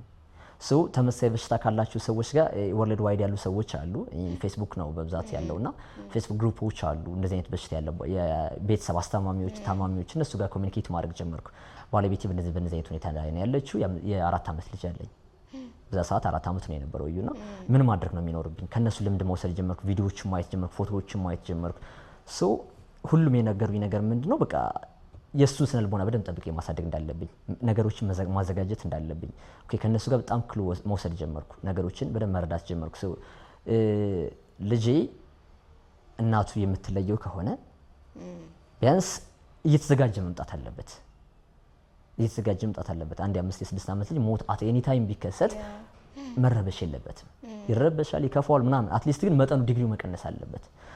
እኔ በዛ ሰዓት ምንድነው ማድረጋቸው ነገሮች 3 ነገሮች ናቸው በአጠቃላይ ሊኖሩ የሚችሉት። የመጀመሪያው እሷ ሞት ዛሬ የሚምጣ ነገ 10 ዓመት የሚቆይ 50 ዓመት የምናውቀው ነገር የለም። እግዚአብሔር ነው ወሳኙ። ነገር ግን ከያዘት በሽታ አንፃር የምንገምተው ነገር አለ።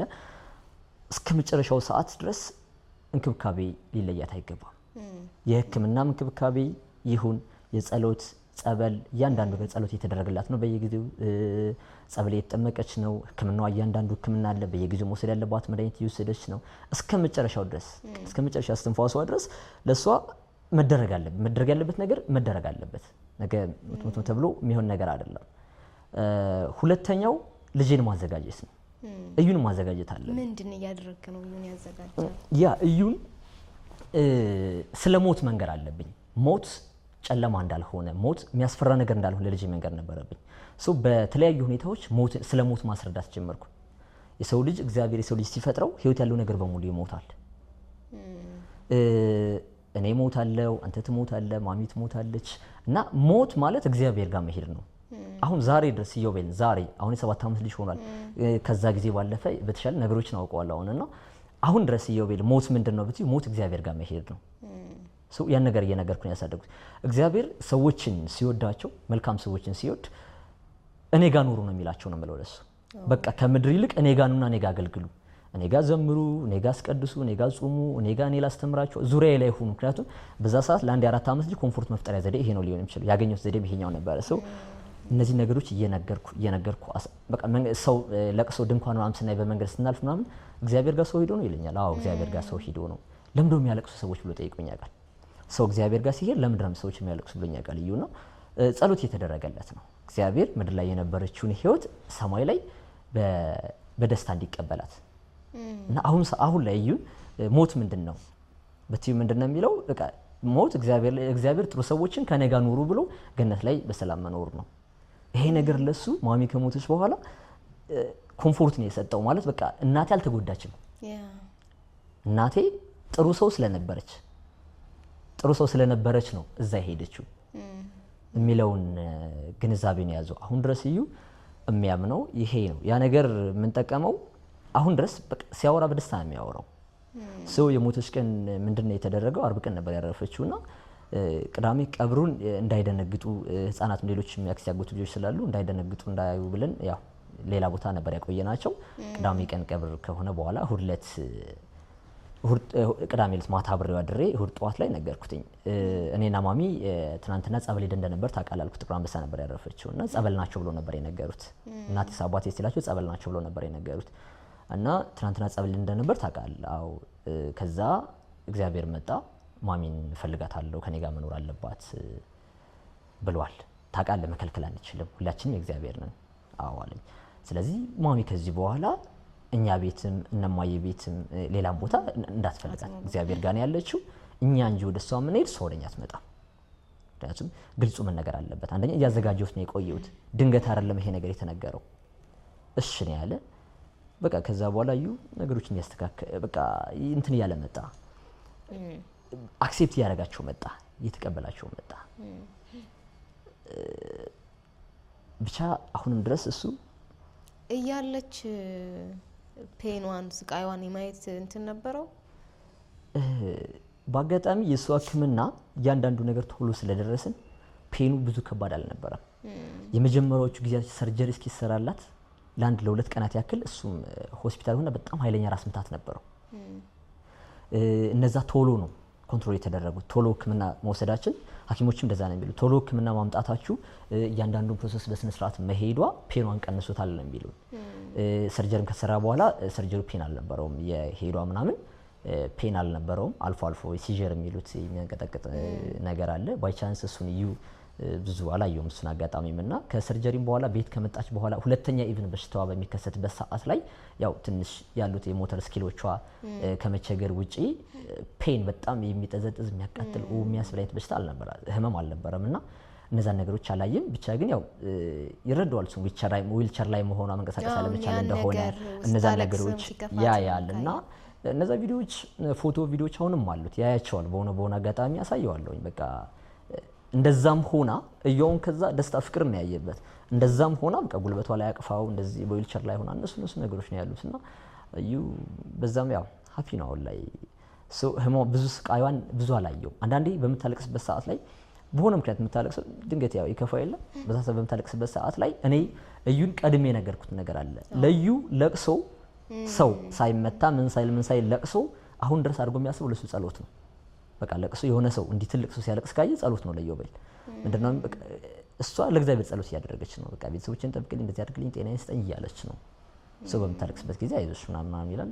እነዛን ነገሮችና ያን ያክል የሚጠዘጥዝ የሚያቃጥል ህመም ስላልነበራት እዩ በዛ ጉዳይ ብዙ አልተጎዳም። የመጨረሻ ሞመንቱ ምን ይመስል ነበር?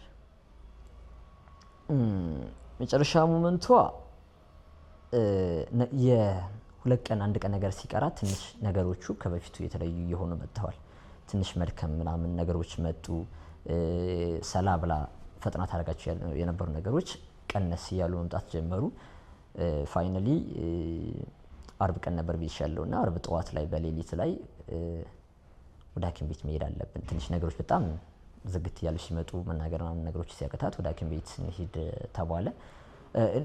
እንውሰዳት አልኩ እኔ ሐኪም ቤት መሄድ አለባት ሲሉ እንደውም እናቷ አይ ብለው ነበር። ምክንያቱም ያ ትልቅ ሰዎች አይደሉ ያውቁታል፣ የሰው ልጅ መጨረሻ ምን እንደሚመስል ያውቁታልና እኔ ግን ያንን ነገር መቀበል አልፈለኩም። ምክንያቱም ለኔ 0.01 ቢሆን 0.01 ቢሆን እድል ነው። ያ እድል ተገኝቶ ሴቭ መደረግ የምትችልበት ሁኔታ ካለ አትሊስት ሞትም ከሆነ ደግሞ ትንፋሽ አጥሮ ያጣጣረች መሆን የለበትም። በሕክምና ሰፖርት ተደርጋ እዛው መሆን አለበት የሚለውን ደመደምን። ጥቁር አንበሳ ሄድን። እዛ ነበር የሆነው። ያው ሕክምናውም እዛ ቦታ ተጀመረ።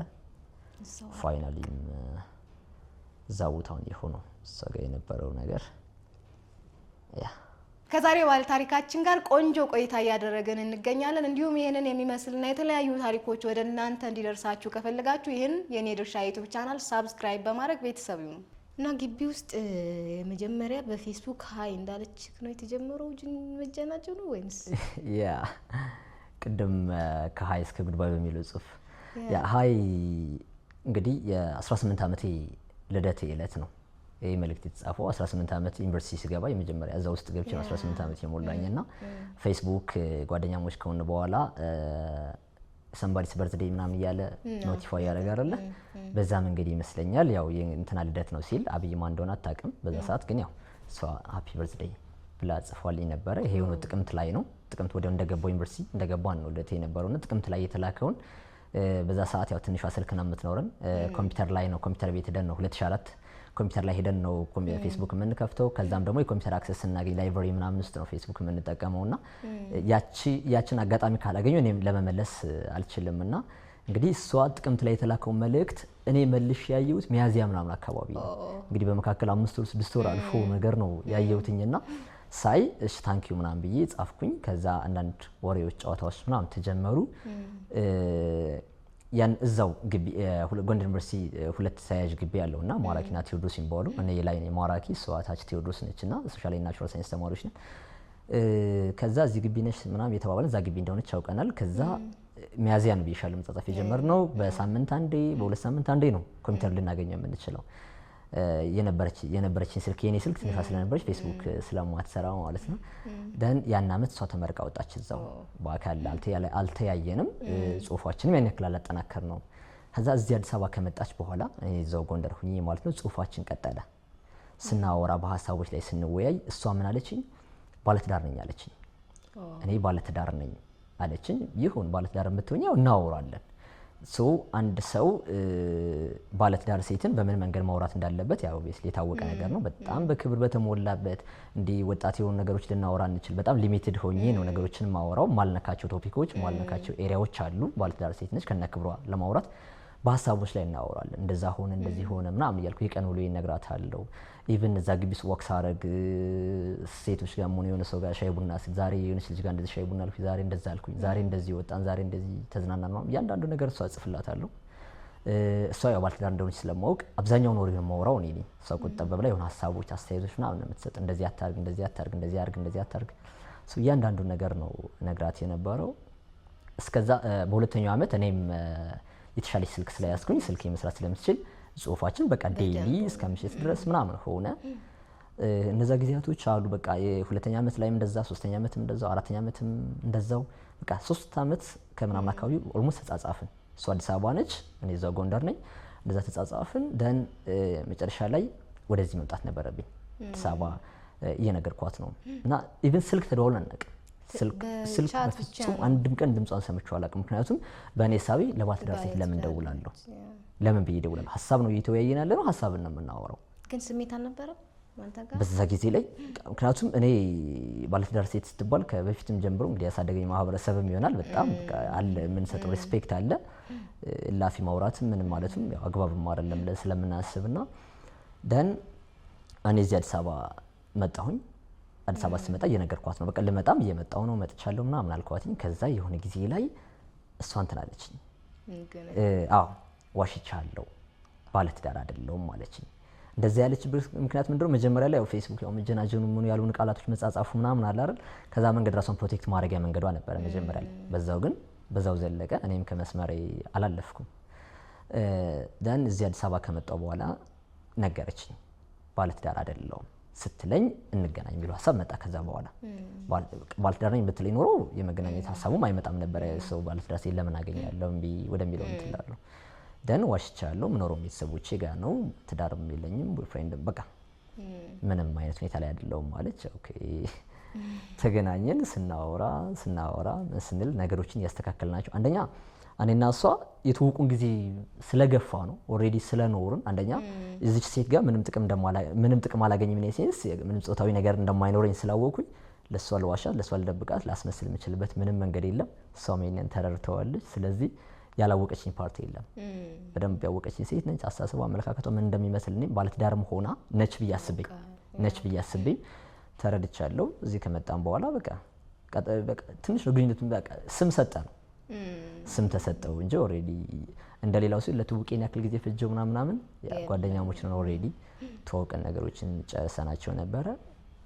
እሷም በቃ በዙሪያ የነበሩትን ነገሮች እኔም ክሊር አረኩ፣ እሷም ጋር ያሉት ነገሮች አስተካከልን። ያው ጊዜ አልፈጀባችሁም በአካል ስትገናኙ? አዎ በአካል ከተገናኘን በኋላ ኦፍ ኮርስ 2 ዓመት ነገር ቆይተናል። ከዛ በኋላ በፍቅርም መጀመሪያ በጓደኝነት 4 ዓመቱ አለፈ በጽሁፍ በምናምን 2 ዓመትም በጓደኝነት ቆየን 6 ዓመት ማለት ነው አጠቃላይ። ከተገባን በኋላ ሌሎች 5 ወይም 6 ዓመት አካባቢ ኖርን። ማን ነው የመጋባቱን ሀሳብ ቀድሞ ያመጣ? ያው ምናልባት እሷ እኔ ላልን ይችላል። በቃ በሀሳብ እንትን እያልን የመጣ በቃ እናስተካክላቸው፣ በቃ አንድ ላይ ሆነን በፍቅርም ሆነን እንደ ባልና ሚስት ነው የምናወራው። እናስተካክላቸው፣ ለቤታችን ይሄ ዕቃ ይገዛ፣ ለቤታችን ይሄ ይሁን። ደነፍተር ነገሮችን ከጨራረስን ካስተካከልን በኋላ ነው ሽማግሌ ላክ ተባለ። ሽማግሌ ተላከ። ኦልሬዲ ቤተሰቡም በአካል አያውቀኝም ነበር እንጂ ስለኔ ሰምቷል። ያ ከዛ መልሼ ወደ ቤተሰቡ ወስጄ ሰውን አስተዋወቅ ጎንደር አስተዋውቄ ተመልሰን መተን እዚሁ ተጋባን። ትዳር ተጀመረ። በጣም አሪፍ። ብዙ ጊዜ በጣም ሶሻል ሚዲያን ሳይ ያን ሁሉ ፎቶ እንዴት ያስክ? ያ ፎቶዎች የተለያዩ ሞመንቶችን እኔ ፎቶዎች ይዛለሁ። ፎቶ በጣም አርካይቭ ነው። ፎቶ ታሪክ ነው። አንዳንዴ ልጅም ከኋላሽ ሲመጣ ለሌላም ሰው ኢቭን እንግዲህ እግዚአብሔር ፈቃዱ ነው ረጅም ዕድሜ ሳይኖራት ቀረ እንጂ ቢኖራትና እርጅና ደረጃ ላይ እንኳን ቢደርስ ማስታወሻ ነው ፎቶ። በዚህ ጊዜ እዚህ ነበርኩ፣ በዚህ ሁኔታ እዚህ ነበርኩ እያል የምናስታውሳቸው ነገሮች ናቸውና አብዛኞቹ ፎቶዎች ከህመሟ በፊት የነበሩትን ፎቶዎች እንዲሁ የተሰበሰቡ ቀደም ማስታወሻ ተብሎ የተነሱ የተለያዩ ጎንደርም፣ ባህር ዳርም፣ እዚህ አዲስ አበባም የተለያዩ ቦታዎች የተነሳናቸው ናቸው።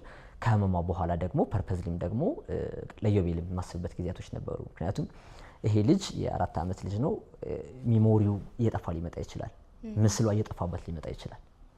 ያ ደግሞ መሆን የለበትም። እናቴ ምን ትመስላለች የሚለውን ቢያስብ የሆነ መልክ ፊቱ ላይ መቀረጽ አለበት፣ መታየት አለበት። በተለያዩ አጋጣሚዎች የሄደችበት ሂደት ሁሉ የተጓዝነው እያንዳንዱ ነገር ፎቶዎች አሉ፣ በተለያዩ መንገዶች ተቀምጠው ዛሬም ድረስ በተለያዩ አጋጣሚዎች ያያቸዋል። በዩኒቨርሲቲ ውስጥ የተጀመረ የሆነ ፍቅር እንዳልከው አሳድጋኝ ምን አርጋኝ ምናምን ያገባችኝ ምናምን ብለኸኛልና በዚህ ሁሉ መሀል ፍቅር ማለት ላንተ ምን ማለት እንደሆነ ማወቅ ፈለግኩ። ኦኬ እዚህ ጋር አሳድጋኝ ስል እኔ በዛ ሰዓት እሷን ያገባሁበት ሰዓት ወንድ ልጅ ጋር ብቻ የሚያስብበት ጊዜ አይደለም። እኔ ሳገባ 23 ዓመቴ ነበር። 23 ዓመቴ ነበር። ረዳት መምህር ነበርኩ። ኢቭን ዋና መምህር መሆን ያልቻልኩበት ጊዜ ነበረ። ገና 11 ጀመርኩ ነገር ነበረ። ከሷ ጋር ነገሮችን ያየን ያወራን ያስተካክልናቸው ስንሄድ ግን በቃ ወደ ጋብቻ መቀየር እንዳለበት እየወሰንን መጣን። ብዙ ሰዎች ይላሉ ከዛ በኋላ በዛ ጊዜም ጓደኞቼ አሁንም ድረስ በተለያየ አጋጣሚ በዛ እድሜ እንዳገባው ምናምን ሰዎች ሲያውቁ እንዴት ግን በዛ እድሜ ለማግባት ወሰንክ ምናምን ሲሉ ያችን አይነት ሴት ማን ያልፋል ነው የምላቸው። ምክንያቱም በኋላ ቁጭት የሚሆን ነገር ነው። በዛ ሰዓት ላይ አልበቃውም ብዬ ብተው ብዙ ነገር ነው ላጣው የምችለው። አሁን ላይ ቢውል ያደረኩትን ማንነት ይሄ አሁን ላይ አንድ ባል ምን አይነት ኳሊቲ ሊኖረው ይችላል የሚሉ አብዛኞቹን ላሟላ እችላለሁ። ያ የሆነው ደግሞ በሷ ጥንካሬ ላይ በሷ ነገሮች ላይ የመጡ ነገሮች ናቸውና አሳድጋኛለች የምልበት ምክንያት ይሄ ነው። ምክንያቱም በቃ እንደምንም ዝም ብሎ አንድ 23 ዓመት ሊያስብ የሚችልበት ሁኔታ የነበርኩትን ልጅ ባል ይሆናል ብላ በዚህ ደረጃ ምክንያቱም እኔ ጓደኞችም ስለነበር በጣም ጓደኞችም ስለነበር ያንዳንዱን ዴይሊ ያሉትን ነገሮች የምንወያይ የምናወራ ሰዎችም ስለነበር ዙሪያው ላይ የነበሩት ሁኔታዎች አውቃለሁ። ዙሪያው ላይ የነበሩ ሰዎችን ምናልባትም ይሄ ፐርሰናል ይሄ ሰዋዊ በሚባለው መለኪያ ቢለካ ያ በዛ ጊዜ የነበረው አብይ ያ የ23 ዓመት ልጅ በዙሪያው ካሉ ሰዎች አንፃር በሆነ መለኪያ ቢለካ ሚዛን ማይደፋ ሊሆን ይችላል። ነገር ግን የሷ እምነት የሷ ሁኔታ ተጨመረና ትችላለህ፣ ትሆናለህ፣ እንሆናለን ያለችው ነገር ሆኖ ትዳርን ፎርም ማድረግ ቻልንና ብዙ ነገር ከሷና ከኔ አዩ ሰዎች ይብል እንዴት በዚህ እድሜ ልታገባ ወሰንክ ያሉት ጓደኞችም ሁሉ ሳይቀሩ የሷና የኔን ካዩ በኋላ ቀስ በቀስ በሷ ተመክረው በሷ ይሆናል ተብሎ ተጋብተውንም ድረስ ወልደው የሚኖሩ ጓደኞቼ ያው አሉ ብዙና። እስቲ አብይ ፍቅርን በዛው ፍቅር ምን ማለት ነው ላንተ? ፍቅር በቃ ይሄ ፍቅር ማለት መዋደድ ብቻ አይደለም። ከመዋደድ አለፍ ይላል። ሰው አሁን መውደድና መሳሳት ልዩነቱ ብዙ ሰው ላያብራራው ይችላል። መውደድ ፍቅር አለ፣ ከዛ ደግሞ ስስት አለ። መውደድ ያንዳንድ አት ኤኒ ኮስት ለምትወጂው ሰው ወይም ደግሞ ለምታፈቅር ሰው ያንዳንድ ነገር ማድረግ መቻል ነው። ስስት ሲሆን ደግሞ ይሄ መውደዱ እንዳለ ሆኖ ባጣውስ አንድ ነገር ቢሆንብኝስ እንደዚህ ቢሆንስ የሚለውን ስጋት ነው የሚጨምረው። እኛ ህይወት ላይ የነበረው ይሄ ነው። ችግር ተከስቶ ምናምን ብቻ አይደለም። በቃ በኖርማል እንኳን መተጣጣት ዞር ማለት የሆነ ነገር ማድረግ የሚያሳሳበት አይነት ሁኔታ ነው የነበረው። ፍቅር በጣም መደጋገፍ ነው። በጣም ክፍተትን መሟላት ነው። በዛ ጊዜ እኔም እሷም ክፍተት ሳይኖረን ቀርቶ አይደለም። እሷ እንግዲህ በተፈጥሮ ብዙ ክፍተት ያላት ሰው አልነበረችም። ክፍተቶቹ ምናልባትም እንደሆነ ከኔ ሊኖሩ ይችሉ ይሆናል። እነዛን ነገሮችን ሞልታቸዋለች። ሰፖርት እያደረገች እኔ በዛ ጊዜ ብቁ ባል ይሆናል ብላ ለቤተሰቦቿ ለማሳመን የምትሄድበት መንገድ እኔን ፕራይዝ ለማካፍ ለማድረግ እሱ እንደዚህ ነው እሱ እንደዚህ ነው ለማድረግ እኔም ማላውቃቸው ነገሮች አሉ። አብይ እንደዚህ አድርገውልኝ፣ አብይ እኮ እንደዚህ ያደረገ፣ አብይ እንደዛ ሆነ፣ እኔ ያላረኳቸው ነገሮች ናቸው። እነዛ ነገሮች ቤተሰቡ ላይ ጥሩ አክሴፕታንስ እንዲኖረኝ ያደረገ አሁንም ድረስ እዛ ቤተሰብ እንደ ልጅ ነው የምኖረው። each day የሚሄድበት ቤተሰብ ነውና ይሄን ያመጣው ፍቅር ነው። ፍቅር መተሳሰብ፣ ዋጋ መክፈል መቻል ነው ፍቅር ማለት ለኔ እንደዛ ነው። ዩኤል እንግዲህ አንደኛ ነው የሚወጣው ክላስ። ዩኤል ስቲል ዩኤል እና ዩኤል ይምታታብኛል። ዩኤል አይደል ስንተኛ ክፍል ነው ማለት ነው? አሁን ከአንደኛ ወደ ሁለተኛ ክፍል አልፏል። ሁለተኛ ክፍል አንድ ወጣ፣ ካርዱን አይተናል። እንዴት ነው በትምህርቱ ላይ አይደል ነው? አንዳንዴ ብቻ ልጅን ማሳደግ በሙሉ ስኬታማ ላትሆን ትችላለህ አይደል? በማታውቀው በሆነ ነገር ፌር ልታደርግ ትችላለህ። እንደ አብይ ግን ዩኤልን ለማሳደግ ያለውን ሁሉ ኢነርጂ ያለውን ሁሉ አቅም ያወጣ ይመስለኛል። በትክክል ዩኤል የፍቅርተ ኦፍ ኮርስ ባንልህም አደራ ነው ብለን እናምናለን። በዛ በተለየ ዩኤልን የፍቅር አሮ ነው ምን ታይበታለህ? ያ ዩኤል ቅድም በጽሁፌ ላይ እንደ ካስታውስ በቃ የተስፋ መቀጠያ ክራችን ነው።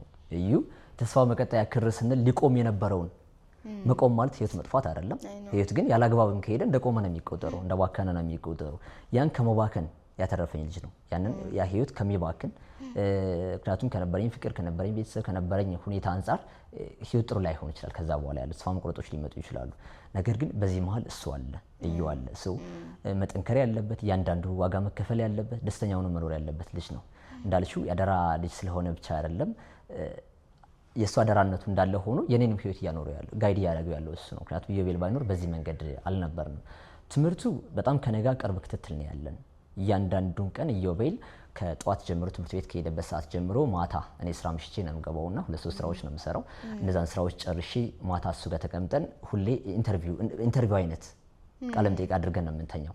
ምን ነበረ፣ ምን ተከሰተ፣ ምን ተፈጠረ፣ ትምህርት ቤት ምን ተሸለምክ፣ ምን ጎበዝ ተባልክ፣ ምን ተቀጣህ፣ ምን ተቆጣህ፣ እያንዳንዳቸው ነገሮች ጠይቄው ነው እና ኢች ዴይ እያንዳንዱን ነገር እሱም ተጠንቅቆ ያሉት ነገሮች ሰርቶ መዝግቦ በጭንቅላት መዝግቦ ነው የሚመጣው። ከአባቱ እንደሚጠይቀው ያውቃል። እና ትምህርት ቤት ከመምህራኖቹ ጋር በጣም ቅርብ ግንኙነት ነው ያለኝ። ስራዬ በጣም ቢዚ የሚያደርግ ስራ ነው። በእርግጥ ግን ያው ከዚህ የሚበልጥ ጊዜ ስለሌለ እነዛን ነገሮች አለን። ትምህርቱ ጎበዝ ነው፣ በጣም ጎበዝ ነው። ጎበዝ የሆነበት ትልቁ እንትን እኔ ብቻ አይደለሁም፣ እናቱ በጣም ሰርታለች። መጀመሪያ ኢቭን ኢዮቤል የ3 ዓመት ልጅ ከመሆኑ በፊት ብዙ ነገሮችን አውቋል። ብዙ ቁጥሮችን መደመር፣ ማንበብ፣ መጻፍ እነዛን ነገሮች ችሎ ነው ኢቨን ትምህርት ቤት እሷ እያለች ከ3 ዓመት በፊትም እነዚህ ነገሮች አድርገው ነው የገባው። እያንዳንዱ የሚሰጡት መጫወቻዎች፣ የሚመጡለት ጌሞች፣ የሚያደርጋቸው ነገሮች በሙሉ የእሱን የትምህርት አቅሙ ከፍ ሊያደርጉ የሚችሉ ነገሮች ነው። እነዛ ነገሮች ነው እያደጉ የመጡት። አሁን ላይ ጥሩ አይነት ሁኔታ ላይ ነው ያለው። ሁሉንም ኳርተሮች አንደኛ በመውጣት ያለ ልጅ ነው። ይደግልህ በደንብ ስኬታማ ሆኖ። እናቱና እሱ መሀል ያለውን ነገር አሁን ላይ እንዴት እያደረክ ነው የምታስኬደው? እዩ አሁን ምንድነው መጀመሪያ እናቱ ባረፈችበት 1 ሳምንት አካባቢ ብዙ አጠንክሬ በርትቼው እኔም ጠንክሬ በርትቼም ቢሆንም ሞት አዲስ ነው። ሞት ይታሰባል እንጂ አክቹዋሊ ነው ሲመጣ ትንሽ በመጀመሪያ ጥንካሬው ሰው አይቆይም እና ለ1 ሳምንት ያክል ትንሽ ግራ ተጋብቼ ነበረ እና የተሰቀሉ ፎቶዎችን ሳይንቦርዶችን ማንሳት፣ ልብሶቿን የሆነ ከበር ማድረግ እንደዚህ አይነት ነገር ውስጥ ገብቼ ነበር። ከዛ እዩ ትንሽ ፍዝዝ ማለት ነገር አየሁበት። ከመምራኖቹ ጋርም ሳወራ ዛሬ ትንሽ ፈዟል፣ ምግብ አልጨረሰም፣ እንደዚህ አይነት ነገሮችን ሰማሁ። ኦኬ አይ የሆነ ነገር ልክ አይደለም ማለት ነው። ወዲያው ማሰብ ጀመርኩኝ። እያንዳንዱ ነገር በነበረበት መቀጠል አለበት። እነዛን ልብሶቿንም እያንዳንዱ ነገር በቤት ውስጥ በነበረበት ፎርሙን እንዲይዝ ተደረገ። ከዛ ዴይሊ መጠየቅ ጀመርኩ። እዩን ምን አሰብክ? ስለ ማሚ ምን ተሰማ? ናፍቃታል? እኔም ናፍቃታለሁ። በቃ የያዘው ነገር እንዲያወጣ ተደረገ። አዎ ማሚ ናፍቀኛለች፣ እንደዛ ሆኖ የሆነ ነገር ያወራል። ዛሬ እኮ ስለ ማሚ እንደዚህ ሲወራ ሰማው፣ እንደዛ ሆኖ በየቀኑ እየተናገረው መጣ። ዛሬም ድረስ እስከ ትናንት ማታ ድረስ በእነዚህ አይነት ጉዳዮች ላይ እናወራለን። ይሄ ነገር ሌላ ሰው ጋር ቢሰማው ምንም እስካይመስለው ድረስ ደረሰለት ማለት ነው። ቻላ አሁን ለምሳሌ ኢዮቤል አሁን ባለበት ሁኔታ ትምህርት ቤት ላይ አንድ እናቱን በሞት ያጣ ልጅ ትምህርት ቤት ላይ ስለ እናት ጻፍ ቢባል ያለቅስ ሊያዝ ምናምን ይችላል። ኢዮቤል ከዚህ ነገር ወጥቷል። ኢዮቤል ስለ እናት ጻፍ ቢባል በጣም በደስታ ነው የሚጽፈው። ምክንያቱም ስለ እናቱ ሲወራ እዩ ፈገግታ ነው ያየው። ስለ እናቱ ሲወራ ሳቅ ነው ያየው። የሚያሳዝን ነገሮችን አላየም። ቅድም እንዳልኩሽ ነው እሷ በጣም የምንወዳት ሴት ነች። መሞቷ በብዙ ነገር ይጎዳናል፣ ብዙ ነገር ያሳጣናል። ነገር ግን እሷን ስናስብ እንዳናለቅስ፣ እሷን ስናስብ ከመከፋት ይልቅ ጥንካሬን ደስታን እንድንል ያስቻልን የሰው ልጅ መሆን የሚደረገው ሁሉ ሆኗል። እዛ ቤቷን ሁሉ ሰው በርትቶ ነው ያለው። እህቶቿ፣ ወንድሞቿ፣ እናቷ፣ እኔ፣ ጓደኞቼ። ምክንያቱም እያንዳንዱ ሰው የራሱን ፓርት ወጥቷል። እያንዳንዱ ይሄ ቀረኝ የሚል ነገር የለም። ጽሁፍ መጨረሻ ላይም ተወዳ ለሞተች ሴት የሚል ነገር አለው። ትክክል ነሽ። በዚህ ደረጃ በዚህ ልክ ሰው ተወዶ ከሞተ ይሄ ሞት አይደለም፣ በቃ ይሄ ሰው አረፈ ነው የሚባለው። ዛሬም ድረስ አንድ ሰው ስሙ ሲነሳ በሳቅ በደስታ ከተነሳ እሷ በዛች 32 33 እድሜ አመቷ ኑሮን ጨርሰዋለች። ሰው ምንድነው መወደድን ነው እኮ የማታ ማታ ምንድነው በሚወዳቸው ሰዎች መሀል ሆኖ ማረፍን ነው። መጨረሻ ላይ ሰዎች እኮ ትልልቅ ሰዎች በሚያርፉበት ጊዜ ልጆችን ጥሩልኝ አይኔን ይዩት ምናምን ነው የሚሉት። ማንም ሰው በሚወደው ሰው መሀል ሆኖ ነው ማረፍ ሞት ከተባለ የሚመጣውና እሷ የእግዚአብሔር ስራ ሆነ። እግዚአብሔር የራሱን ፈቃድ ፈቀደ እንጂ በሰውኛ ምንም የቀራት ነገር የለም። እንደውም ለዩ እነዚህ ነገሮች ማስረዳበትና ነግሬው የሚረዳበት እድሜ ላይ ይደርሳል ብዬ ተስፋ አደርጋለሁ። ይደርሳል፣ ያን ያውቀዋልና አሉኝ ከሐኪሞቿ ጋር የተጻጻፍኳቸው ስክሪንሻቶች አሉኝ፣ ቪዲዮዎች አሉ ሐኪሞቿ ጋር ያወራ የእሱ ሐኪሞች ጋር ማለት ነውና በተለያዩ አጋጣሚዎች የነገሩኝ ይሄንን ነው። ከሰው ልጅ ከሕክምና ከእያንዳንዱ ነገር የቀራት ነገር የለም። በእኛ ሀገር ሕክምናና በእኛ ሀገር ሁኔታ ይሄ የሚቻል አይደለም። እንደውም አንዱ ሐኪም ምንድነው ያለችኝ፣ ይሄን በሽታ እኮ ብዙ ሰው ይዞት ነው የሚሞተው ሐኪም ቤት ሳይደርስ አያውቀውም። ራስ መርዘን ሊልሽ ይችላል። ራስ የሆነ ነገር የተለያየ የራሱን ስያሜ እየሰጠ ይዞት ነው የሚሞተው እና በዚህ ደረጃ የታከመ የለም። አት ኤንድ ኦፍ ዘ ዴይ ኢዮቤል ይሄንን ይረዳል ብዬ ነው የማምነው። በቃ የኔም የህይወት ትልቁ ኩራት ምንድነው ካልሽ እዩ ነገሮችን መረዳት የሚችልበት ደረጃ ላይ ሲደርስ እናትህን ለማዳን 100% እያንዳንዱ ሂደት ሄጃለሁ። በቃ እግዚአብሔር ስላልፈቀደ ነው። እናቱ ምን ያክል ተወዳጅ ሴት እንደነበረች ምን ያክል እንደተደከመላት ፕላስ አባቱም ሆነ ቤተሰቦቹ ማድረግ ያለባቸው ነገሮች እንዳደረጉ ያ ነው ከዛ ሁላ ሂደት ያተረፈው ነገር ይሄ ነው እንደ ቤተሰብ። ናይሳቢ ተመልካቾቻችን እንግዲህ ፕሮግራማችንን እየተከታተላችሁን እንደሆነ ተስፋ እናደርጋለን። ከአብይ ጋር እያደረግን ያለነው ጨዋታ እኔ በጣም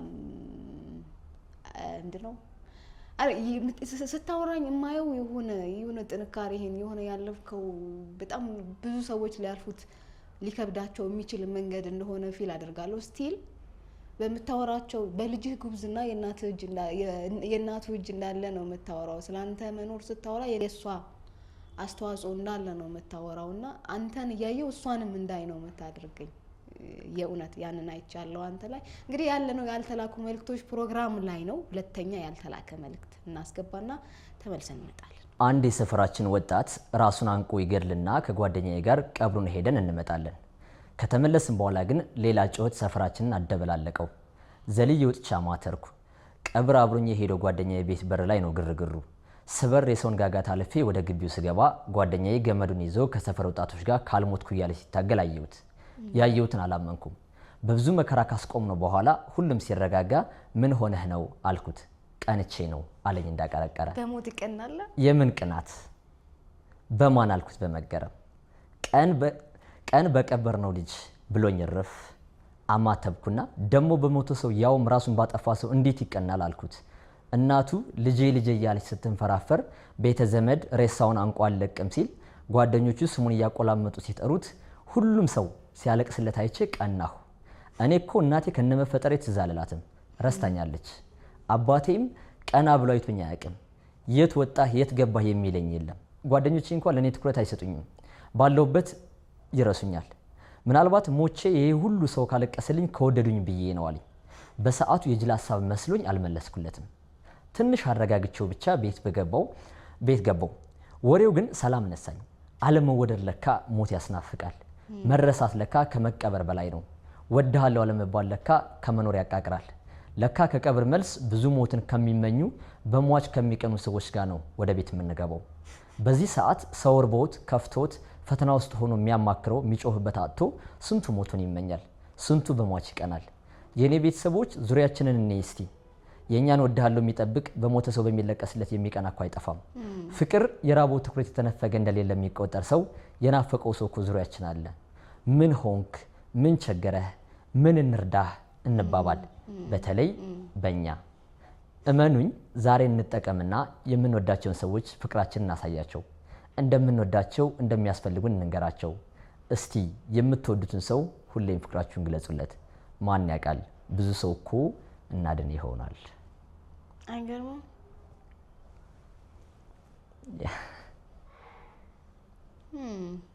ያው በጣም ዲፕ የሆነ መልእክት ነው እኮ ይሄ በጣም ምክንያቱም ፍቅር ነው መጨረሻው እኮ መወደድ ነው። አለመወደድ ከባድ ስሜት ይመስለኛል። በጣም ሰው አሌክስ አብርሃም ምን ይላል? ሰው ያልወደደውን አጥብቆ አይጠይቅም። የት ነህ፣ እንዴት ነህ፣ ምንድነው ብሎ የሚጠይቀው ሰው ሲያቀርብ ነው፣ ሲወድ ነው። ያልወደደማ ግድ የለውም። ምንም ብትሆኚ ምንም ባትሆኚ ግድ አይሰጠውምና እንዴት ነህ፣ ምንድነው፣ ወዴት ነህ፣ ምን ቸገረ፣ ምን ከፋ፣ ምን አገኘ፣ ምን አጣ ተብሎ የሚጠየቅ ሰው ሲወደድ ነው። በጣም ቀላሉ ነገር እኮ ነው።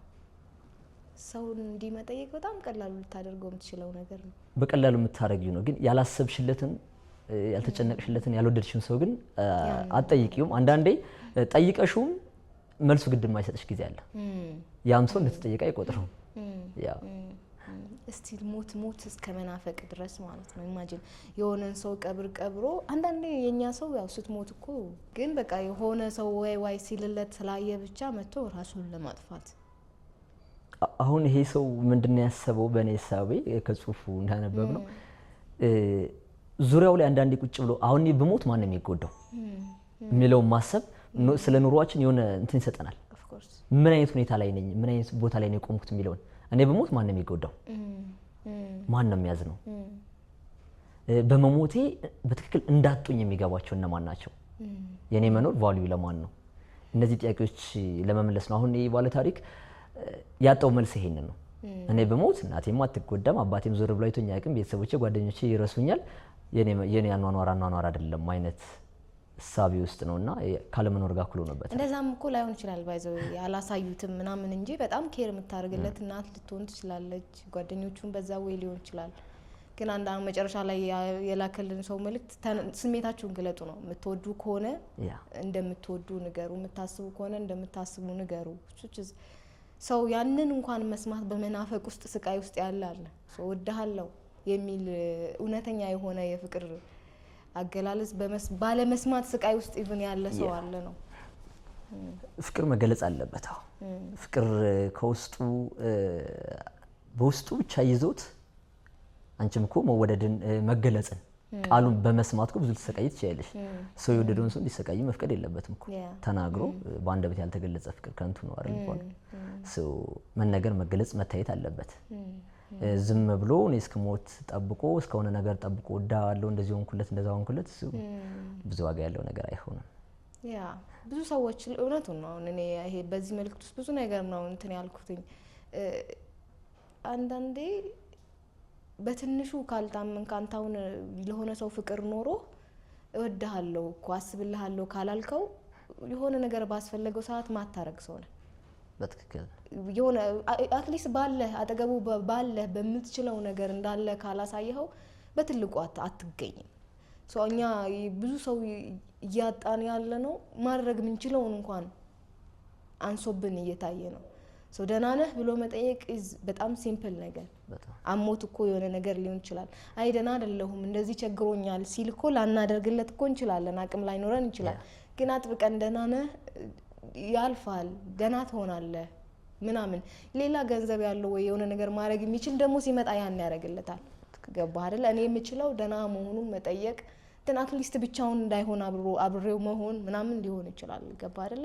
ያ ራሱ በጣም ትልቅ ቫልዩ እንዳለው አንደርስታንድ ማድረግ ያለብን ይመስለኛል። በትክክል ሰው ሲኖር ሸክምሽን የሚያቀልሻል፣ ሰፖርት ላይ ያደርግሽ ይችላል እኮ።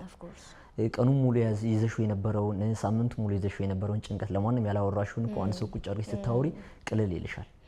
ደግሞ ማንም ሰው አልፎ መንገደኛ ስራ ባልደረባሽ ወይም ዙሪያሽ ላይ ያለ ሰው ምናምን ይሄን ላይ ያደርገው ይችላል።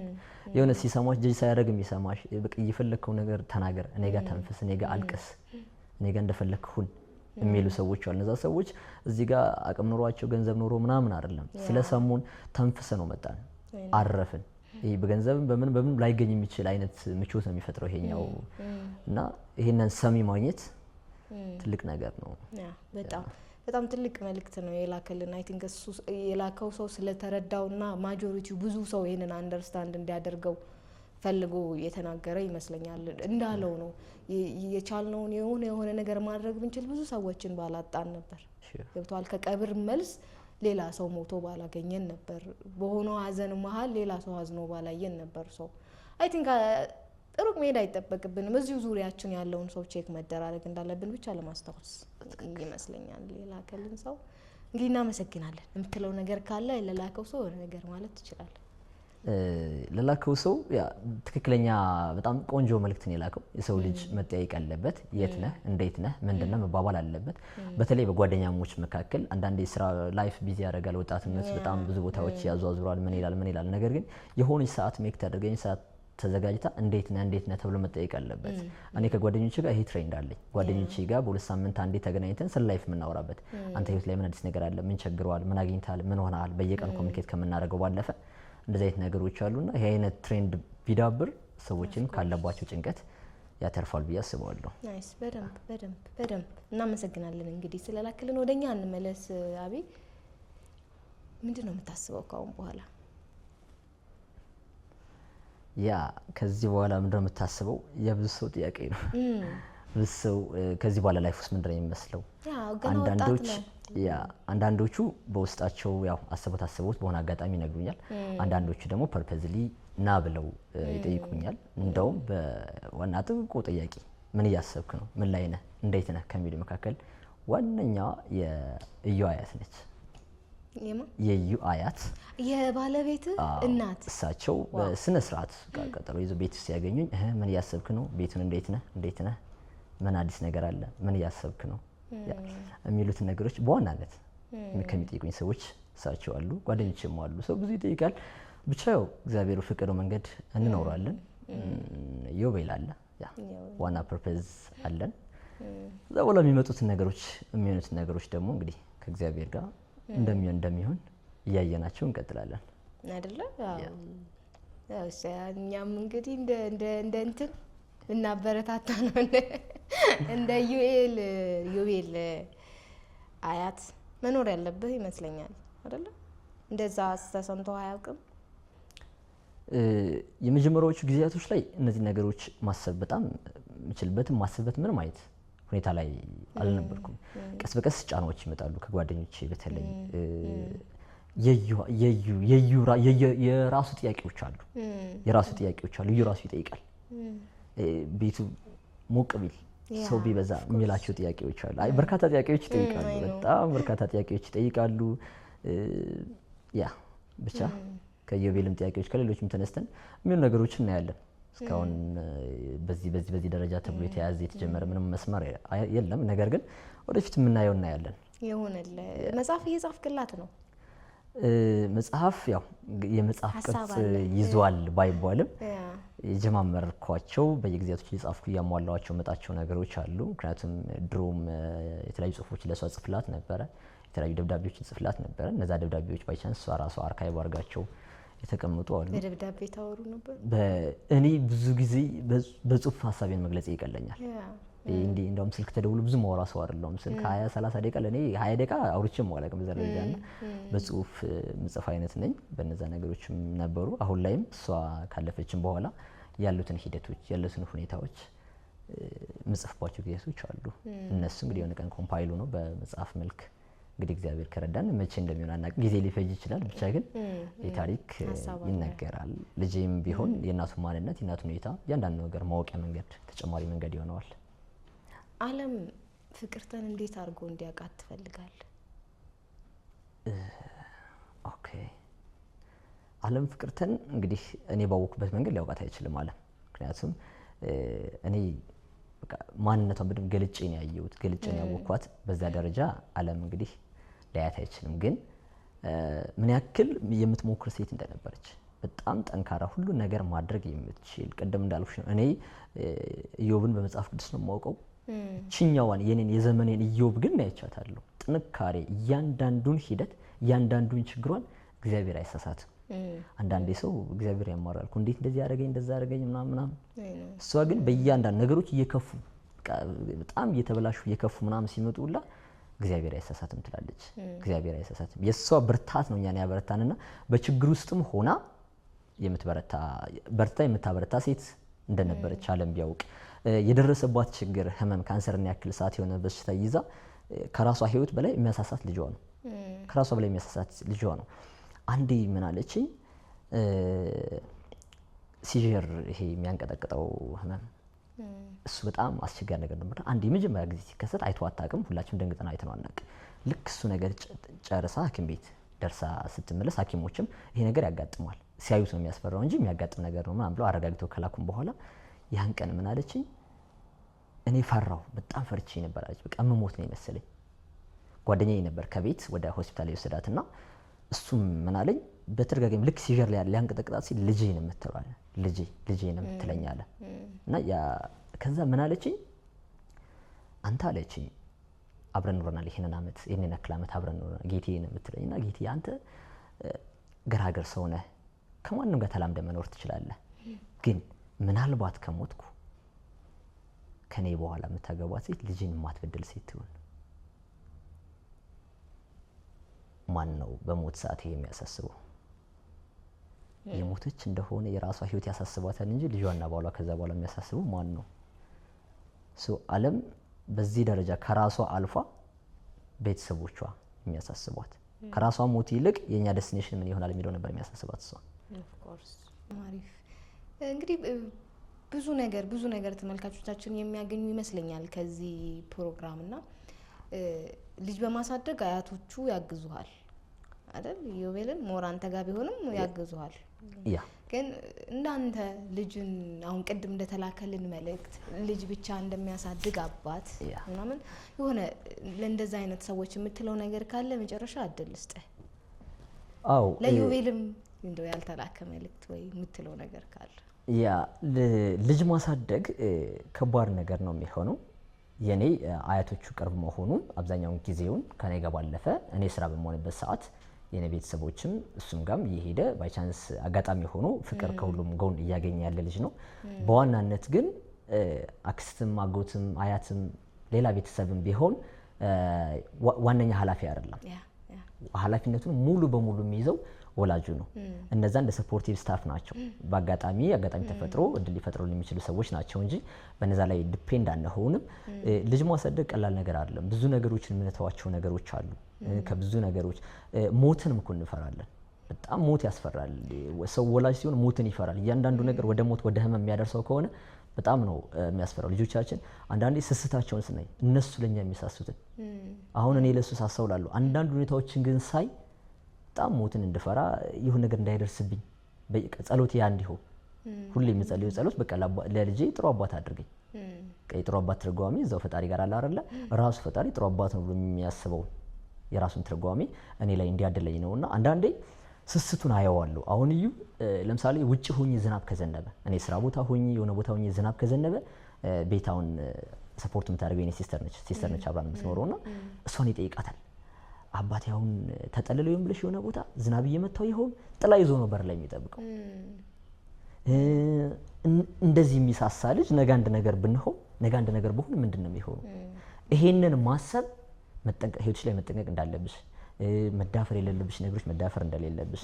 ምክንያቱም ይሄ ሰው ሲሞት ብቻውን አይደለም የሞተው። ቀደም መልእክት የላከልን አይነትን ጨምሮ ሌሎች ልጆቻቸውን ብቻቸውን እያሳደጉ ያሉ ወላጆች ብዙ ሊያሳስባቸው የሚችል ነገር አለ። አሁን ልጅ ማሳደግ ሲባል አንድ ነገር ነው። በእርግጥ ልጅ ማሳደግ ዙሪያው ግን በጣም ብዙ ነገር ነው ያለው። በጣም ብዙ ነገር ነው ያለው። ግልጽ ነው። ነገር ግን ዙሪያው ላይ ብዙ ከባድ ነገሮች ነው ያሉት። ተጠንቅቀው ልጅን ጤናማ ልጅ አሁን ልጅ ለብቻው አደገ ማለት ወይ ፍቺ ነው ወይ ሞት ነው። ከሁለቱ አንዱ ነው። ይሄ ልጅ እንግዲህ እግዚአብሔር የከለከለው ነገር የነሳው ነገር አለ። ይሄን ህፃን ልጅ ፍቺም ከሆነ የእናት አባት ፍቅር በአንድ ላይ እንዳይኖረው አድርጓል። ሞትም ከሆነ ያለ ጊዜው እንግዲህ ወላጆች ወስዶበታል። በዚህ ጊዜ እናቱን በሞት ያጣ ልጅ ወይም እናቱን በፍቺ ያጣ ልጅ ለሴቶችም በተቃራኒው ጤነኛ ወላጅ እንዲኖረው በአስተሳሰብ ባዮሎጂካሊ፣ ፊዚካሊ፣ ኢሞሽናሊ በሁሉም ነገር ጤነኛ የሆነ ወላጅ እንዲኖረው ደግሞ ግድ ነው። እኛ ልንከለክለው አይገባም። እናቱን በሞት ላጣ ልጅ እኔ ሱሰኛ ከሆንኩ እኔ ሞት ህይወቴ ሊያሳጣ የሚችል ነገር ምዳፈር ከሆነ ልጅን በጣም እየበደልኩት ነው። ራሴን አይደለም እየበደልኩ ያለሁት። ምክንያቱም የኔ ሞት የኔ ህመም የኔ ያንዳንዱ ችግር ልጅ ላይ ስለሆነ ዳይሬክት ኢፌክቱ ወላጆች ሴቶችም ይሁኑ ወንዶች ራሳቸውን ጠብቀው ለልጆቻቸው ጤናማ መሆን እንዳለባቸው ነው የኔ መልእክት የሚሆነው። ሶሻል ሚዲያ ላይ ግጥም ያለው አንዳንዴ አይደለ ታነባለህ? ድምጽህ ደስ ይላል ተብሏል፣ ከባክግራውንድ ተነግሯል። እስቲ እሷን የሚገልጽ ፍቅርተን የሚገልጽልኛል በሆነ መንገድ የምትለው ግጥም ካለ አቅርብል። ያው ትንሽ ተቀራራቢ የሆነ ከነበረው ጋር ከውበት መቀነስ ጋር ከቁንጅና እስከ ህመም ጋር ያለው ነገሮች ውበት ሲጠፉ ካነበብኳቸው ግጥሞች መካከል አንድ ግጥም አለ። ሚዲያ ላይ ያገኘሁት ግጥሙን ያንን ግጥም በተደጋጋሚ የማነበው ግጥም ነው። ግጥም አለና ያ ግጥም በህመሟ ሰዓት ውበቷን እያጣው በመተ ነበር አይደለ? እየቀነሰ ሲመጣ ያ እስቲ አንብልን። እሺ መልስ አለሽ ግን ልጠይቅሽ በካሊድ አቅሎ የተጻፈ ያኔ ገና አፍላ ሳለን እንቡጥ ሆነሽ ምትፈነጂ ማማር ሲሉን የምንገልጽሽ ስንቱን ጸደይ የምትፈጂ ከቃላቶች ከፍ ያልሽ ቃል የምትከርሚ ነፍስ መንደር ሀገሩ በእጁ የቀለለው አንቺን አይቶ ሲግደረደር ስንቱን አየን በዛች ዕድሜ በትኩስ ኃይል ወኔን አዝለን ጉርምስናን አሳለፍነው ሴት ልጅ ሲባል አንቺን ስለን ጠበቅሽን ካግሉ ርጫ ከመብከን በከንቱ ትግል ውበትን በጥለት አየን ማማርን ካንቺ ስንፈትል የልጅነት ጽጌረዳ መስታወቴ ያስራዎቹ ባንቺ ምስል ተደግፌ አለማየሁ ሆና ምቹ የዘመናት ሂደት ነበር መኖር ድርሳን የከተበው አሁን ግን ደብዝዞ አየሁ ማን ነው አዝነው የረገመው ሕይወት ወንፊት ጉምን መሳይ ያስኳት ስትል ደርሳ ምንም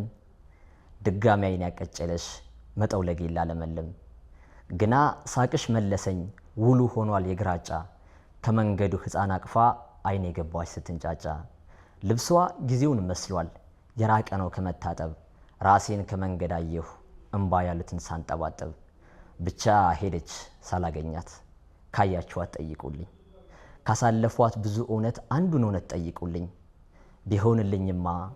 ቢሆንልኝማ አይን አይኗ እንደ ፍሬ ያየው እላት ነበር ልጠይቅሽ መኖርን መኖር ያረገን ማን ነጥቀሽ ያንን ሳቅሽ መልሳለሽ ግን ልጠይቅሽ ትላለች። ግጥም ትጽፋለህ አንተ ወይስ? ግጥም መጽሐፍ ሳይሆን የተጻፉትን ማንበቡ ይቀለኛል። ያ እሱም ጊዜ የለም። ያ ይገርማል ግን አይደል አንዳንድ ሰው እያየ ነው ከባዱ ነገር እኮ እያየኸው እንዲ የሆነ ነገር እያየኸው ቁልቁል እየወረደ ሲመጣ ማየት ከባድ ነው አይደል? ያ ውበት አለኝ የሚባል ነገር አይደለም። ውበት በፍጹም አለኝ የሚባል ነገር አይደለም። የሰው ልጅ ከየት ወዴት ሊሄድ እንደሚችል አይተናል። ለዚህ ነው ውበት አይቶ የተጋቡ ውበት ሲረግፍ የሚጣሉት። ያ ውበት አለኝ የሚባል ነገር አይደለም።